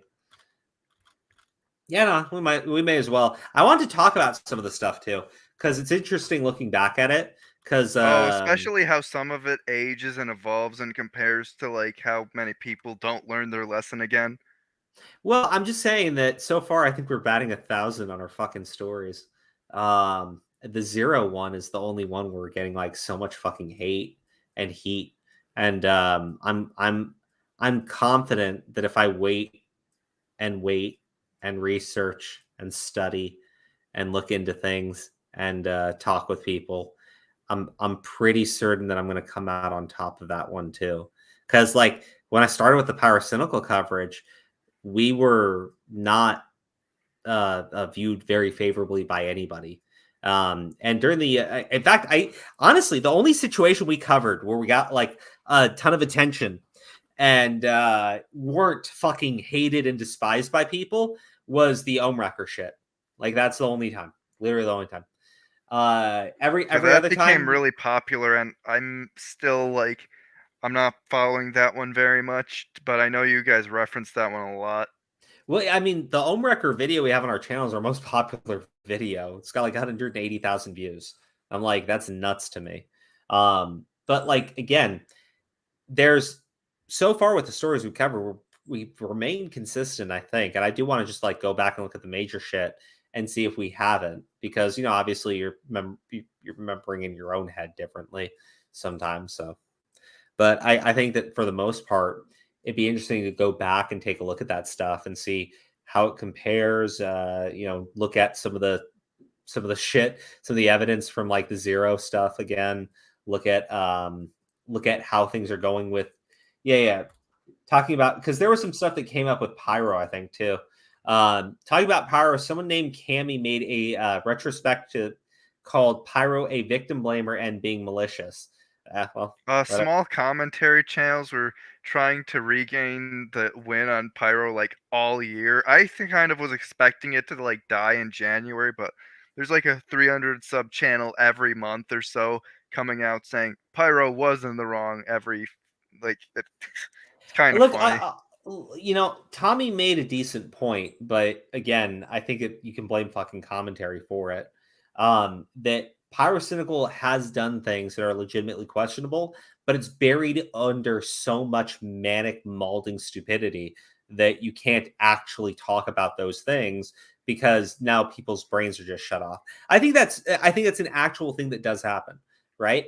I'm not honestly entirely... the flip-flopping's the most important and interesting part of the whole thing, because that was a real show of character, that drama specifically. That really showed where people's morals lied. Look, I mean, yeah, as soon as it became palatable to support Pyrocynical, a lot more people had much softer takes on Pyrocynical. Yeah, I understand how that worked. But well, not even that. Just like some people were legit just flip-flopping like every couple days back and forth, but they didn't just do it once. They did it like multiple times. I think Prismate Luke did it multiple times. Look, everybody's morally inconsistent when it comes to this shit. Again, it just came down to when it became palatable to support Pyrocynical. When it looked like it was okay to support him, people supported him. When it looked like Ivory was telling the truth, people started dipping out on Pyrocynical and giving absurd fucking hot takes on him. Then, when it looked like people really mishandled the Ivory allegations and there really wasn't the shit being said that, they were claiming, then it became okay to support Pyrocynical again. I think I can't stand people like that. I really fucking can't. But I'm very happy with how I handled it. I basically just waited for everything to be fucking comprehensible. Tell people, well, don't jump to conclusions. I made like one meme on a Reddit, and then after everything cleared, I was saying, hey, Gom was bad again. Yeah. Or Tom was bad again. Pretty much. I mean, I think Turkey Tom, when he did his video on Pyrocynical, I think that he had good reasons for why he did what he did. It's just, I think he mishandled it, right? And it wasn't just me. Diorio also criticized Turkey Tom for a lot of the same fucking points with his Google Doc. Like it was legitimately bad. But I don't think he was a bad person for making it. I think he was really convinced that Pyrocynical, and I think he still is, that Pyrocynical did something nefarious and wrong. Yeah, respect for that, but I still can't trust him for any of these allegations or any YouTuber. But he was kind of the first one that came across. I think that you need to actually look into what someone is saying, right? And the same thing with me too. Like I can fuck up a story. I talk about it. It's the one with Harley and the art community.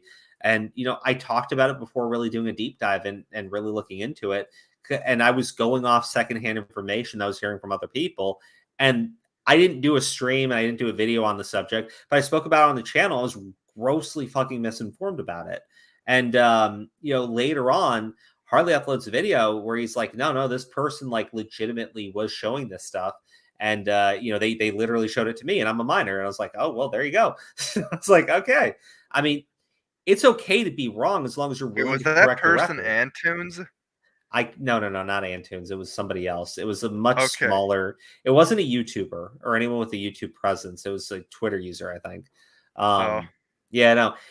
Harley has dealt with some serious creeps, especially. Yeah, no, Harley has.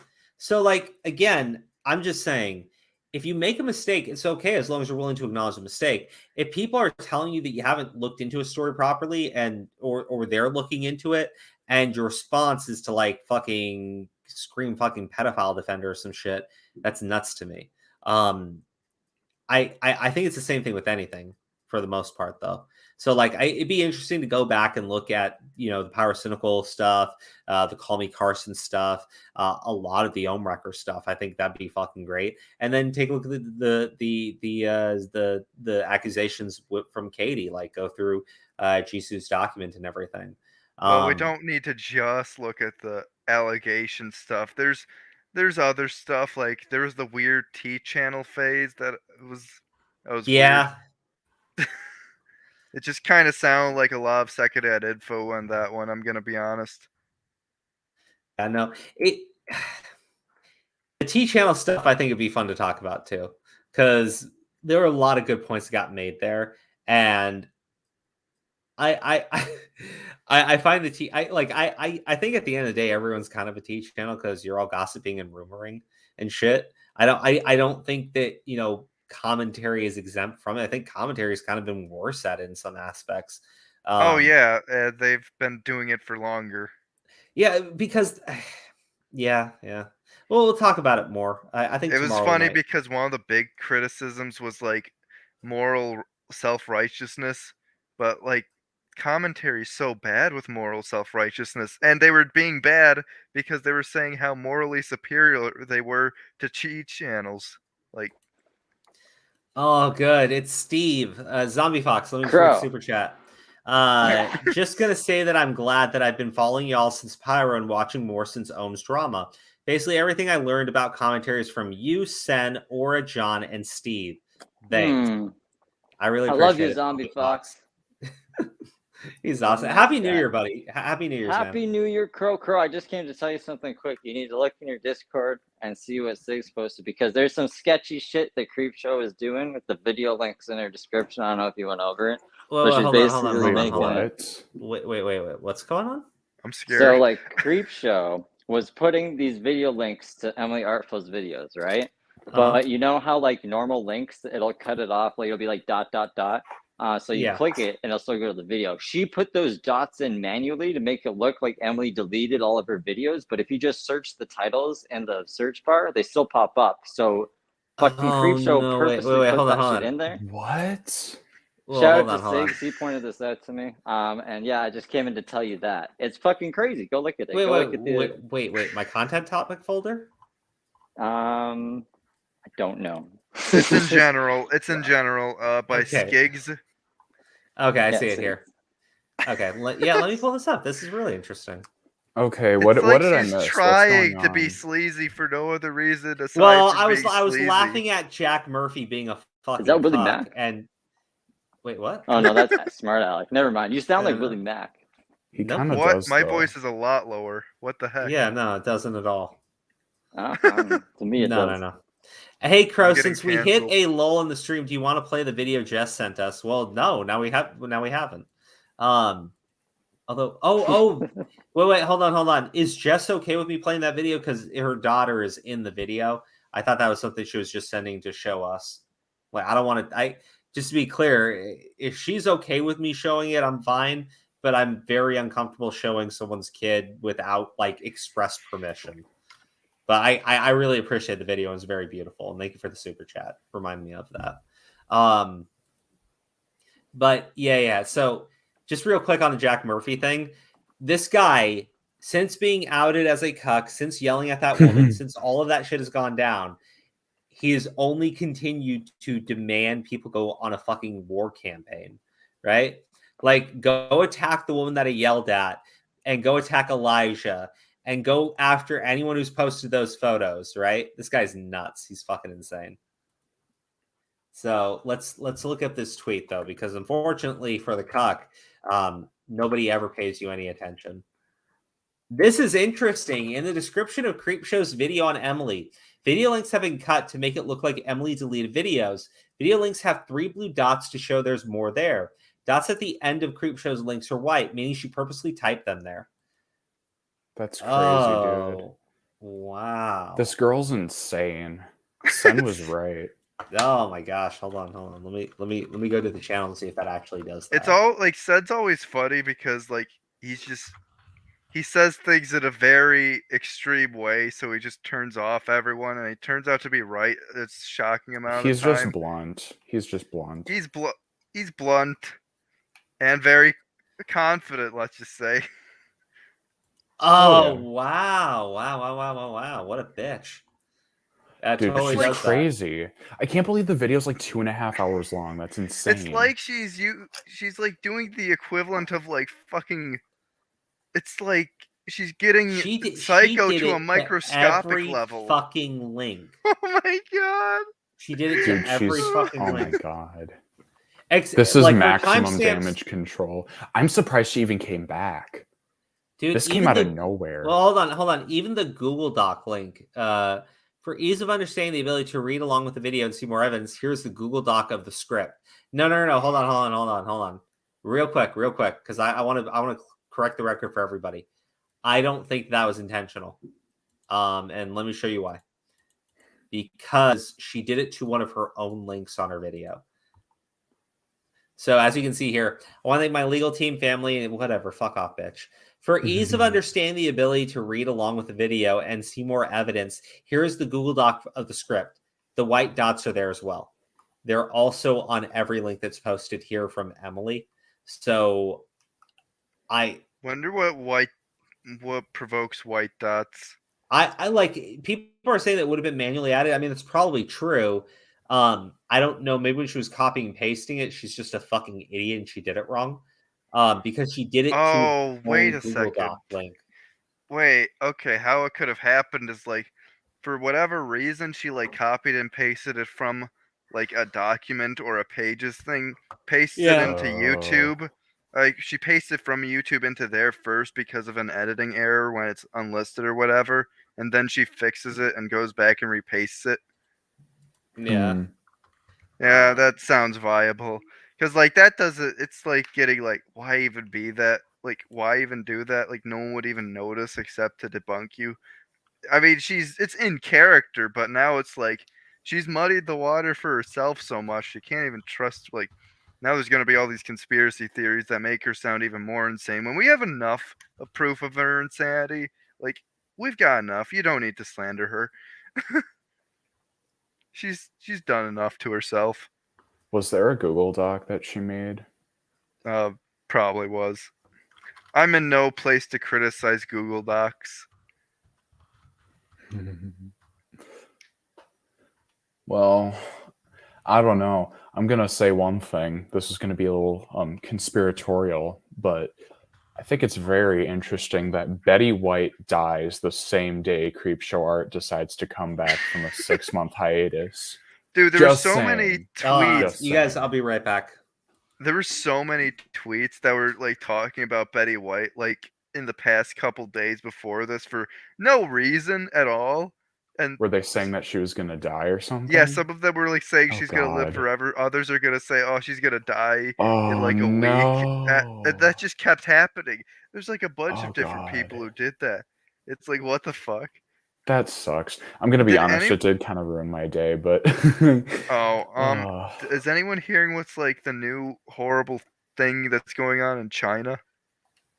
Oh god, there's a lot of horrible things that happen in China. This one might be like literally I saw this on the link I was shared to was Breitbart, so definitely take it with a grain of salt. But if this is true, that's like the worst thing. So basically, it was like a fucking like they're starving like a 13 million populated city because they found 100 COVID cases in it. Mm-hmm. And 13 million's bigger than 9 million and bigger than 6 million. I'm just saying, yes, it is. Well, do you know the historical context of those numbers? No, I don't. All I'm gonna say is literally worse than Hitler, if that's true. Oh God, are you? Wait, no. Well, Stalin killed more people than Hitler. Oh yeah, a lot of people did theoretically. But I mean, like now, like we're dealing with something now that might be worse. So you're saying that there's like a Holocaust going on in China? Yeah. Maybe. Once again, it's Breitbart. Oh my god, they have a lot of articles on it too. Wow. Wow. I mean, they have like 5 articles. They had like the whole Muslim thing where they were like going through like a Muslim genocide where they were in concentration camps, like forcibly Yeah, something sterilizing the men. Yeah, this is a more Christian city. I mean, they're just doing it to like everyone. Oh God. Yeah. What is wrong with that country, dude? What's wrong with human nature? They always like have some power hungry asshole like. No, do it's this what's shit. wrong with China. We're talking about China. China, dude. Oh yeah, that too. China's been fucked ever since the 50s, ever since fucking Mao. I actually think it goes deeper than that, though. A bit less of the starving to deathy stuff. There's definitely been stuff with like their culture is kind of been it's been so long since I've seen this in since I've been in like world history class, All but right, I I'm back. remember I'm back. Sorry about that. We're talking about China, Crow. We're Had to talking get the about China. libations. What? Why are you talking about China? Because just saw a China Breitbart sucks. article. What? Might be starving a city of 13 million people. I got my Christmas mug with me. Best Pitbull dad ever. Aw, you got a Pitbull? That's amazing. That's Frankie's Pitbull. Epic. Yeah, no. Good. Jasmine got a bunch of video and photos of me wrestling with him today. Oh, that's amazing. Oh yeah, no, we roughhouse. So like I picked him up from behind and like lifted him into the air. His little feet were just dangling like crazy. It was funny as shit. But he got me back. He always gets me back. Thank God he didn't break your toe again. Or your leg or whatever it was. Huh? Oh jeez. Remember when you were messing around with him and then you're fucking... I remember, and then I couldn't stream and it was terrible. That was awful. I think isn't there that video where it's like Crow injures himself for 9 minutes? Yes. 9 minutes. Oh God. I'm guessing that was posted by Crows out of context. Okay, so guys, No. here's gentlemen, hold on. Mm-hmm. Here's the thing. We're ending the stream at midnight for New Year's, okay? So amazing. Yeah, Thank God. We're gonna end the stream in like 9 minutes. 7 minutes, sorry, 7 minutes. Baby, do you have the tracker for New Year's? Okay, perfect. So everybody, I figured. Oh, let me do this. Oh wait, hold on. I gotta move something so you don't catch it on camera. Let me put that up there. Okay, I'll move this here so you can see both of us. There we go. All right, baby. Okay, don't worry about Jasmine. You guys, Smart Alec, what's your New Year's resolutions? I'm gonna try to look fucking hot and epic, get abs, get crunked. Maybe I'll get a girlfriend or a boyfriend, depending on how much of a Chad I am. I'm gonna end my fucking commentary series with the last 2 Google Docs and a joke one to end it too. I'm also gonna try to start getting rich with a small business. Probably won't accomplish this stuff next year, but aim high. 5 minutes to go. Everybody, if you write your New Year's resolutions in the chat and you're a member or it's a super chat, I will read it in the next 5 minutes before we start. Redsky, what's your fucking New Year's resolution? Oh God. Go. To be Jesus, I never thought this out. I don't know, just to upload every month. Once every month. Once every month? Yeah. Okay. Yeah, that's a bit humbler than mine. Okay. Jasmine, what's your New Year's resolution? I don't have one. Well, you don't have one? Okay. Well then. There's already chats. Here's my New Year's resolution. I got 2. 1, I'm going to live up to this mug, and I'm going to be the best Pitbull dad ever.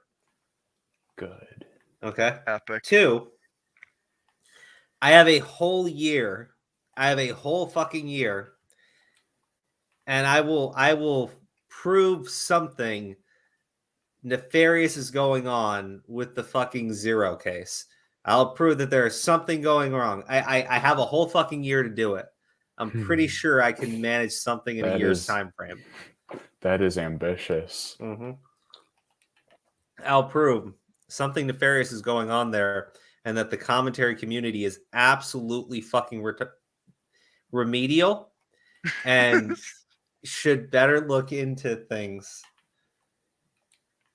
Okay. Well, that's already been proven with the. They definitely should look into things a lot better. They should. So don't worry about that one.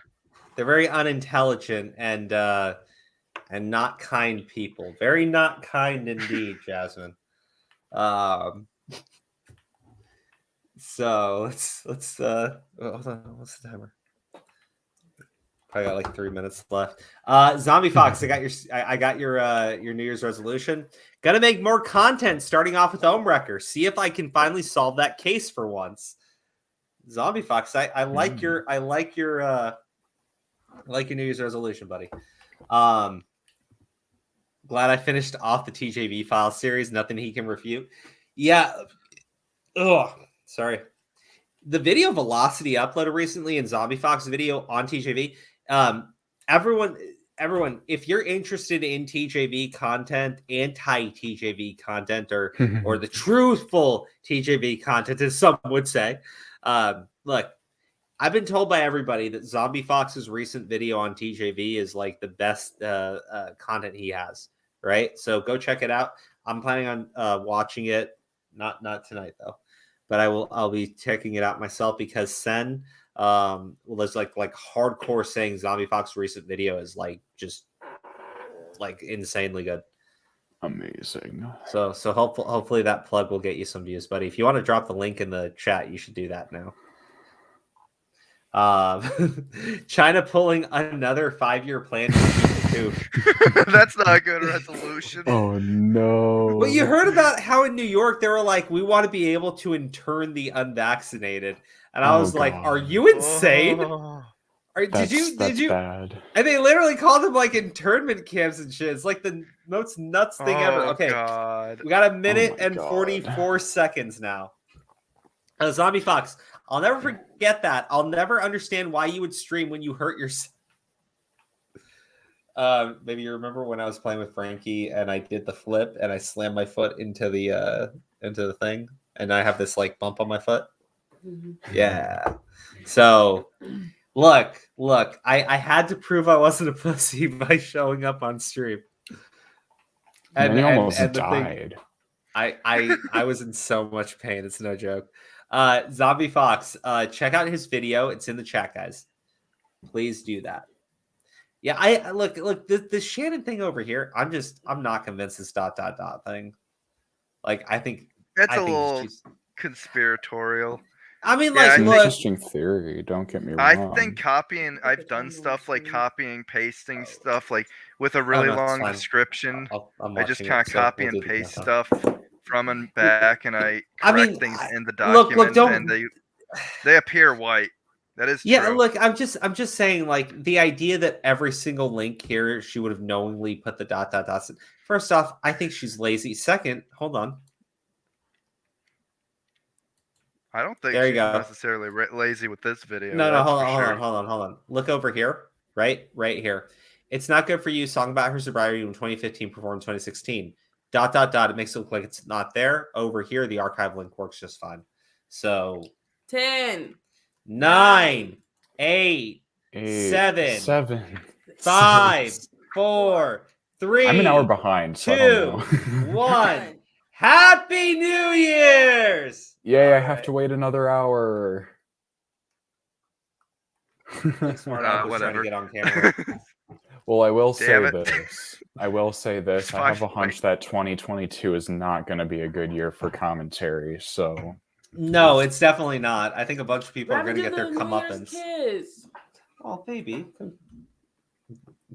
I say that for many reasons, but you will have to stay tuned. Well, also, I just think that Mama Max just kind of fucking destroyed everyone's. He was the final nail in the coffin for pedophile allegations with his entire fad of just calling everyone one. That destroyed things so bad. I just hope people stop talking about pedos. It's not. Look, it's not going to happen. Okay, it's not. It's the easiest look, man. And again, only because I have fun making fun of the horse fucker. Look at that guy, right? The horse fucker. his only response anytime I call him a horse fucker is to just keep saying that I'm okay with sexting minors or some stupid ass shit like that, or I get upset. Like, dude, I was very open. I completely and 100% disavow every fucking thing you guys did with Technical's brother as far as bringing him up and claiming So did Willie that it was. Mac. I'm not sure if saying horse fucker over and over will get an honest discussion, though. Let's be real. I'm not saying you'll get one either way. That's not his I goal. know I wasn't getting honest That's not his discussion. goal. When I saw him bring up Technical's brother, I told him to get fucked by a horse, right? He tried to jump in and say that I was okay with sending dick pics to minors. And so I told him to get fucked by a horse again. That's extremely disingenuous of him to say. Yeah. And then he continued to do it over and over and over again. Oh, we're just talking about a dude that's like really You could horse say penises. that's It's something really that weird. Steve DeLive would say. Some people are just into weird shit like that. There are like furries that dress up in like He's total. into it. Don't mean it's okay. Oh my god! It's definitely not okay. So why would you want him? If he got fucked by a horse, he tricked the horse, and that's not okay. So he's a horse rapist, is what you're saying? Ew. Okay. So Connor is a horse raper and not a horse fucker. Okay. Well, I'm not okay with that. I completely disavow Connor's actions as well. Anyways, we don't need to. Where did this conversation go? Oh my I don't god. know, man. It's like I would try to address a single argument that man ever made if he ever made an honest one. I wouldn't. He contributes literally nothing. He's apparently everyone's kryptonite on the planet. But his ass is the glue factory. So gross. Well, anyways, guys, that is it for the New Year's stream. Wow, Jasmine, that's fucking hilarious. She just doesn't understand. Jasmine has no clue what we're talking about, so let's leave it at Probably that. for the Half best. the time I don't. All right, everybody, have a happy New Year's. Enjoy with your family. Happy New Year. I might do a roundup stream on tomorrow because we ended early tonight, but I don't know. I'll let you guys know how I'm feeling. I might not be feeling good. Jasmine says I'm not going to be feeling good. Get some rest. I think that's what and there's matters Flashcast first. tomorrow too. Isn't Flashcast tonight? No. Wait, is It's it? tomorrow. I thought they were doing a New Year's Eve Some stream. people are behind. No, I think it was a New Year's stream, wasn't it? Some people are behind. Oh yeah, that's right. Tonight's still Friday. Yeah. Well, everybody, to people where it's not New Year's where you're from, Jasmine keeps saying that some people are behind. I'm behind. You're just not as good as us. I can't really do anything about that. I know. I'm terribly sorry. Redsky. You need to have more confidence. You need to assert dominance and be like, no, fuck you. Western time, master race. Dude, oh my god! I used to live on the West Coast. It's so much better being on the East Coast because, like, I'm in the Midwest. Yeah, imagine being in a coast. Wait, Redsky, what do you mean? You're only an hour behind. Yeah. Don't dox yourself. Don't tell me. No, it's fine. No it's funny fine. doxing allowed. Fine. All right. I doxed myself Assert your that one dominance. time. It's fine. Okay. By doxing yourself. You must feel so good about being the future crow. What? What do you mean? I think it means that you're like, huh? The future. Oh, being the future crow. I don't know. Oh, yeah, because it's a new year technically. Aren't we in the same time zone? Not even the same New Year yet. I don't know if we are. I'm on Eastern. Maybe you're like. I'm looking at the time and I'm like seeing 1/1/2022. That disgusts me. This year was way too quick and bad. Dude, I mean, at least 2021 is over. Maybe. Did you like 2021? No. No, you weren't a fan. I don't think any of us. Yeah, did. but I can't. I This felt like I was fucking excited about decade's gonna be 2020. awful. And even when, like, COVID came and ran everything to shit, it still was good because we got married. I went to. Oh wait, hold on. What? The thing that you got me. We got to put that up. What's that got to do with what I'm talking about? Well, we got married. It's on there. Anyway. There's where we met. 2020 was a good year, even though it was a hot mess. We got a house. We got new jobs. We moved. It was great. Mm-hmm. It started off funky, but it was still good. Whereas 2021, it was worse than 2020. Yeah, there was nothing good about 2021. The only good really thing was was. like, Yeah. the only thing I can think is good is when we went to Niagara, which was really nice, but unfortunately, that wasn't enough for me to say that 2021 didn't suck. No, but that was cool. That was the best part about fair. 2021. Yeah, but I literally Oh, can't think of Anime anything else. Matsuri. We got to go to our first anime convention together. Still not enough. Oh, but that was good for me though. That was great for me though. Okay, so Anime Matsuri. Anime Matsuri, I really liked. Just to be clear, I thought that was Niagara Falls maybe. No, but I got so much cool shit, and we got to see people and hang out with Ty and everybody. Anime Matsuri was fun. But then Niagara Falls was more like just us. So I think Niagara Falls. Niagara Falls is my highlight of 2021. Yeah. But seeing the waterfall and everything when we were actually at the top of the observation deck, and we just like look at everything. Oh man, dude, Niagara Falls is beautiful. State. And going to where? When my girls went to state. Oh yeah, but that's your rugby stuff. That was still a highlight for me. I wasn't even involved, and I have no clue what you're talking about. I'm kidding. Good job, baby. Her accomplishments are your accomplishments, Crow. What are you talking about? Okay, well, I'm proud of like some of the content we did. Oh yeah, Matsuri 2022, 100%. I'm so excited for Anime Matsuri next year. Or this year now. What time is that again? What July? Does it happen? I think July. Isn't somebody's marriage? March. We're going to Broly's. March? Yeah. That's like tomorrow. No, that's in 3 months. We don't have no letters or nothing. Save the dates. I look. He's messaged me and reminded me. That's not a save the date. Okay, listen. It's not an invitation. He's told me exactly when it's going to be. I'm a groomsman. I have to prepare my suit. You don't even got no clothes. We can talk about it later. Would it make sense for me to buy clothes now if I could lose more weight? Like they wouldn't fit me. Wait, did you say you were a groomsman? Oh, the commentary community is never going to let this one down. Wait, what? Oh my God, why not? Eric. No.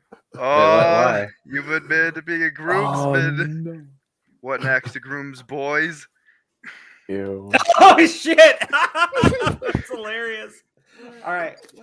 No, they said you admitted to being a groomsman. What's next? You're gonna be a groom's boy, like being a groomer, because they keep covering fucking pedophile allegations every 5 minutes. Okay. It's like it's the worst fucking pun, and it's so fucking true. What was everybody else? Holy shit! What was everybody else's favorite memory in 2021? Okay, well, guys, what's your favorite memory? Spider-Man happened. Oh, Spider-Man! You know what? 2021 was an okay year. Spider-Man happened. I got Anime Matsuri. I got fucking Spider-Man. You also got Niagara Falls. You got something else. Frankie. Mm-hmm. Frankie, yeah. Frankie. You know what? Frankie's my highlight for this year, actually. I love Frankie. Some fucking how my funny mental health has improved a lot this year. Yeah, we were drinking the mimosas. We totally ignored the champagne glasses. Get to the champagne, damn it. Well, we had mimosas. We cheated. Damn it. Oh, man. Is there something we never talked about Spider-Man. Okay, well, hold on. Well, let's give our thoughts on Spider-Man. Baby, you collect your thoughts. Because you just saw the first 2 Spider-Man movies with Tobey Maguire. Mm-hmm. I still don't know that curly hair boy. Yeah, I'm not going to watch Andrew Garfield Spider-Man movies. I don't give a shit. I don't care that he's redeemed himself. They're still terrible movies. I couldn't even stand the first one, Lel. I didn't even watch the second one, given how bad I heard that one was. The first one was bad. I still watch it because it's Spider-Man, but holy shit. The Amazing Spider-Man movies are god awful, and I don't think it's Andrew Garfield's fault. It's just he's attached to it. He's attached to that shit. That's the his problem name is on it. the Lizard is a boring villain, and then they did Electro dirty, and plus Amazing Spider-Man 2 just had a lot going on. Dude, his whole thing with Harry Osborn in Amazing Spider-Man 2 is my favorite shit. Right? Okay, so in Amazing Spider-Man 2, Harry Osborn. You're their highlight. Oh, well, hold on. Zombie Fox, I love you, man. Oh, That's cute. that's very amazing. cute. He not my highlight. Okay. All right. So listen. So Amazing Spider-Man 2, right? Harry Osborn, who is Peter Parker's best buddy, bestest friend in the whole entire world, he's dying. And his father has just died from this rare illness. And the only thing that will save his life is Spider-Man's blood. And Peter, to his dying friend, who he has known since he was a little boy, says, man, I can't trust you with my blood. If that got out there, bad things could happen. You're just going to have to die, buddy. And this is the moment where I was just like, this is like not Peter Parker at all. This is not Spider-Man at all. And I'm fully in support of Harry Osborn murdering him to save his own life. I actually remember someone saying that was like their least favorite scene in all of media. It's so depressing. I'm like, help your friend out. Jesus Christ. He's not asking you to be Spider-Man and rob a bank for him. He's literally saying, I will die if I don't get some of that blood, man. And he wasn't even asking to like get his all of his blood. It was just that's the thing. Like they made it seem like it was like, oh, I'm like they made it seem like somehow it was selfish or like he was gonna die or something. But no, it's just like a little blood donation. Like what the fuck? Yeah, dude, it was literally, I just need a drop of your blood to analyze it and fix my blood. And like he's just like, oh no, the slippery slope fallacy. You're just gonna have to die, man. Just eat a bullet, go to the fucking grave. I can't risk my blood getting out there. Amazing Spider-Man. The first movie, I just remember Uncle Ben being so annoying in that movie. He was just no. Okay. You saw how Uncle Ben dies in the Spider-Man movies with Tobey Maguire, right? Chocolate milk. No, it's a total no, not Amazing Spider-Man. We literally just watched Spider-Man's 1 and 2, and the Uncle Ben death scene. He died because he got shot because somebody was trying to break and steal his car. Yeah, and Peter let the guy go. Yep, because the guy didn't give him his money for winning the wrestling match. So when he got robbed, he didn't care. Okay, so and then Peter goes to hunt the guy down and realizes, holy shit, had I just stopped him. He realized he was like this. Yeah. Yeah. Mm-hmm. So in Amazing Spider-Man, Peter goes to buy some milk, but he doesn't have the exact change necessary to buy said milk. So the dude is like being a total asshole and won't let him take a penny to pay for his milk and basically buzzes Peter off. And then a guy comes up. Well, the dude has his back turned, the cashier does, and he just reaches in, grabs some fucking money and runs out of there. And Peter doesn't do shit. And I wouldn't have done shit either. He grabs some fucking cash. But then Uncle Ben runs into this guy who's got like $42 in his pocket and sees a gun and says, I'm going to do the dumbest thing any man has ever done. And I'm going to go ahead and fight this guy to save $42 fucking from the asshole cashier. Oh my God. And he dies. And I'm like, it was, oh God. Uncle Ben was so annoying in that movie. And that was like his he's most also screen really time. dumb too. Like, he holy shit. Every scene is so contrived. He's just there to be like, I don't even really know. He's just there to be kind of an annoying. He's there for the audience to root for him to die. That's okay. Now there's also the bit with like in the bullying, like after like Peter like just kind of outdid him in basketball. It was a stupid scene. Like Peter was being reprimanded by Uncle Ben for basically bullying Flash. Like why? Why aren't you even concerned that you are being sued for thousands of dollars after he broke a fucking basketball hoop? Just shattered it. Okay, so guys, what are your actual thoughts on Amazing Spider-Man? Smart Alec, you go first. So I've only seen the first one. I think it's a really contrived and annoying movie in the first half. The second half is barely memorable. The Lizard is like, he's just a big, flat, like... Are you talking about Amazing Spider-Man or Spider-Man No Way Home? I'm talking about Amazing Spider-Man. Oh, no, we're talking about No Way Home. Why the fuck would I don't... Nobody likes Amazing Spider-Man! You just said Amazing Spider-Man. Okay. What were your thoughts on the fucking Spider-Man movie people are actually talking about? Well, I was gonna see it, but all the movie theaters were like checked out. Okay, all right. Smart Alex useless. Redsky, what were your thoughts? He didn't even see the fucking movie. I was gonna. Yeah, he didn't even see the movie. He goes, all the theaters were sold out. I was gonna, but I couldn't make the time. Everybody else made the fucking time, Alec. Everybody else saw the movie, Alec. Yeah, that's why I could. That's why I was all checked out because everyone cucked me. Everybody saw it. It's why he couldn't. I saw it twice. I was gonna see it a third time, but my wife why was I didn't sick. see it then. Yeah, well, maybe I don't know. 3 times for 3 Spider-Man.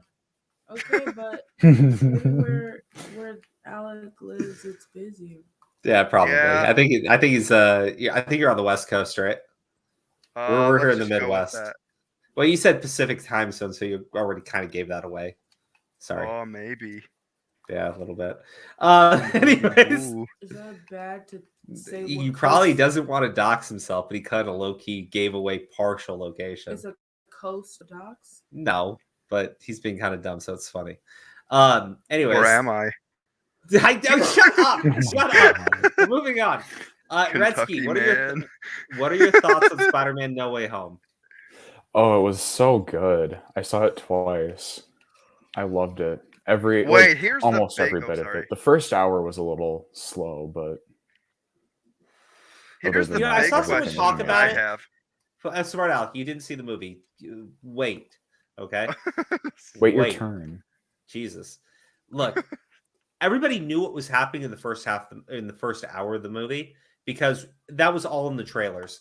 Why are we getting a call on Discord? Wait, Hi. what are we? Yeah, I just turned it off. Oh God, It's John. Okay. Hold on. John, how about you join the damn stream and talk about Spider-Man? And talk about Spooderman Because John's seen the movie. instead of doing a Discord call. Oh, God damn. Oh, he like that left. He's like, John's I'll be right Prime. back, and then he fucking calls us on Discord. Oh, because the stream's probably over by now. That's funny. He was like mute the whole time. I know he just like Oh my showed up God. muted and just like dipped out. Fuck. That was like Okay, That's all right. John. Davey, what were your thoughts on Spider-Man: No Way Home? I didn't know the curly hair boy, but I liked everything else. I liked the dorkiness of when they were like talking about all their different like things, like, "Oh, you fought an alien." That was fun. Yeah.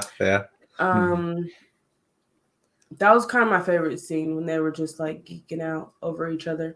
And then when the OG Peter was talking to the unknown Peter, telling him that he's not a loser, even though he was to me because I didn't know him. Okay. All right. So I'm gonna give my really long opinion on the movie. Oh shoot, it's long. Can I make a question first? That'll be a Yes. quick What's your answer? question? So, how would you guys compare this to Into the Spider-Verse? Because that's the one I want to see the comparison to. Okay, given the Into the concepts. Spider-Verse is like still one like the best Spider-Man films. Into the but, Spider-Verse with Miles Morales. Yeah. That's my fave. But I still think Spider-Man: No Way Home is still better filmed because Into the Spider-Verse has one advantage. It's animated, so they can literally put whatever they want into the film, right? With this, you're dealing with constraints of all these different actors and trying to get all these different people in from completely different franchises that were just under the Spider-Man name, right? The amount of time and effort that went into doing that, the amount of scheduling you have to do. I mean, fuck, man, they even got Charlie Cox to come in as Daredevil, right? Mm-hmm. This movie, yeah. So when I'm talking about like Into the Spider-Verse is still like that's fine. Into the Spider-Verse is probably a better film in terms of like a structured film. You can run through that film pretty easily. And it's very entertaining. But being an animated film, it has way more advantages in what they can put into the movie. Whereas with this shit, you've got Tobey Maguire and Andrew Garfield coming back, as well as William Dafoe, Alfred Molina, Jamie Foxx, and I don't really care about Sandman and Lizard, to be honest with you. They only got him voice acted. All those scenes where it showed like the actual like Thomas Hayden Church and whoever the fuck played Lizard, they were all older scenes from the other movies. I'm glad they finally made Electro yellow. Oh, Garfield, Andrew Garfield. So Thank God that That's a they curly did him boy. yeah, that's a justice. curly boy. Okay, listen. So one of my favorite scenes in the movie, no joke, is the stuff with Green Goblin. Right? I like going back and watching the first Spider-Man movie. Yeah, that made it. It was already cool when I seen it, and I didn't have the other Spider-Man like fresh. Yeah. But then like seeing it, I was like, I mean, like, there's so many. Like, William Dafoe is having a great time, and he always does. So whenever he acts in anything, it's amazing because when he signs up for something, he really goes into the character. Like, even in Death Note, which nobody had any expectation for, he was Ryuk in Death Note. I didn't even know that until He you played told the me. live action movie. He played the live action movie. Of course, he was Yeah. Ryuk or whatever the weird spirit guy's name is. But like, that's the thing. Yeah, he was the Shinigami. The Shinigami.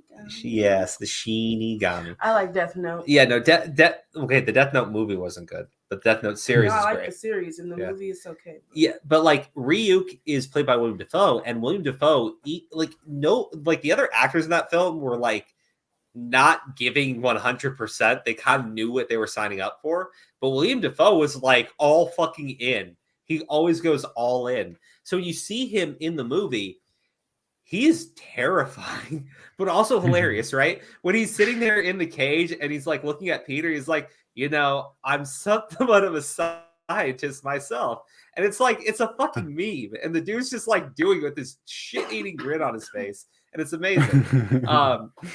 But when he does his evil turn, right? And he's just beating the shit out of Tom Holland, bro, you're terrified for the kid.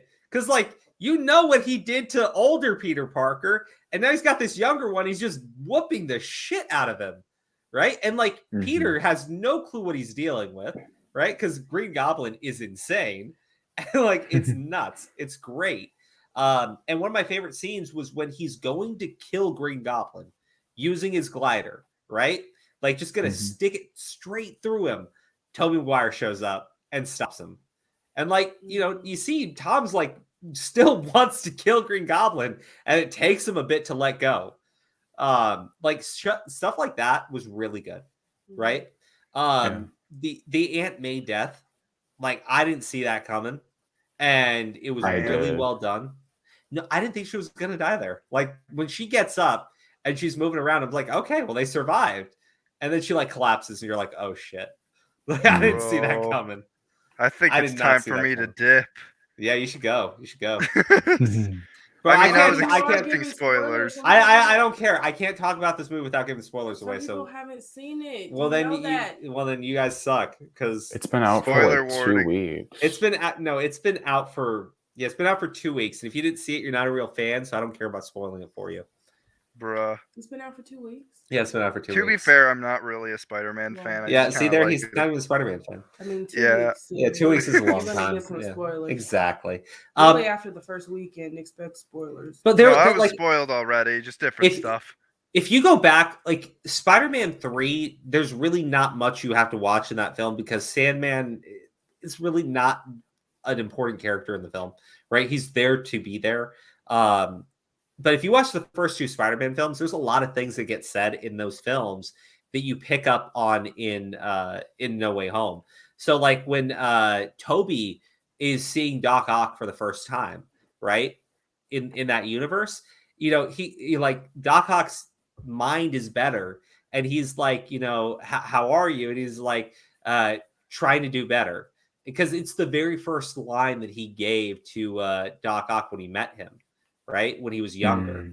So it was stuff like that, like very subtle things. It was just, it like warms your heart a little bit, like watching the other stuff and just like, oh man, because like Doc Ock was a good guy in the Spider-Man films, and a lot of people were worried he was going to come back and they're going to make him into like a cartoon villain, but he saves the day. Like he's the reason why Electro got stopped, and like Electro is strong enough to hold down all 3 of the Spider-Men. I like how they didn't ruin anything with Toby's Spider-Man as well. Like they followed all of the stuff with his story. They didn't make any changes to what was in at the end of Spider-Man 3. But then Andrew Garfield, right? Andrew Garfield, his Spider-Man movies got cut off early, So it ends with him in a very dark place at the end of the second film. And, you know, when he's explaining what happened to him, it all makes sense. And they kind of continued on his story a little bit. And they gave him a good ending, right? Where he's way more positive than he was before. Yeah. Stuff like that I thought was great because this movie completely redeems Andrew Garfield and actually makes you want to see more of him as well as more Tobey Maguire. Yes. That is it's such a, I think the weirdest part about this movie is just the premise, because it's just like a movie that's crossing over reboots. Is that even like, has that even really been done before? Like official reboot crossovers in that's a canonical continuation for like all of them? I don't know. I gotta go though, guys. So, yeah, I got it too. Yeah. Happy. No, it's okay. Let's hope 2022's a better year. Yes. Have a good night, everybody. Maybe not. Good night. Ooh, spoopy. Bye. Have a happy New Year's, everybody. Bye.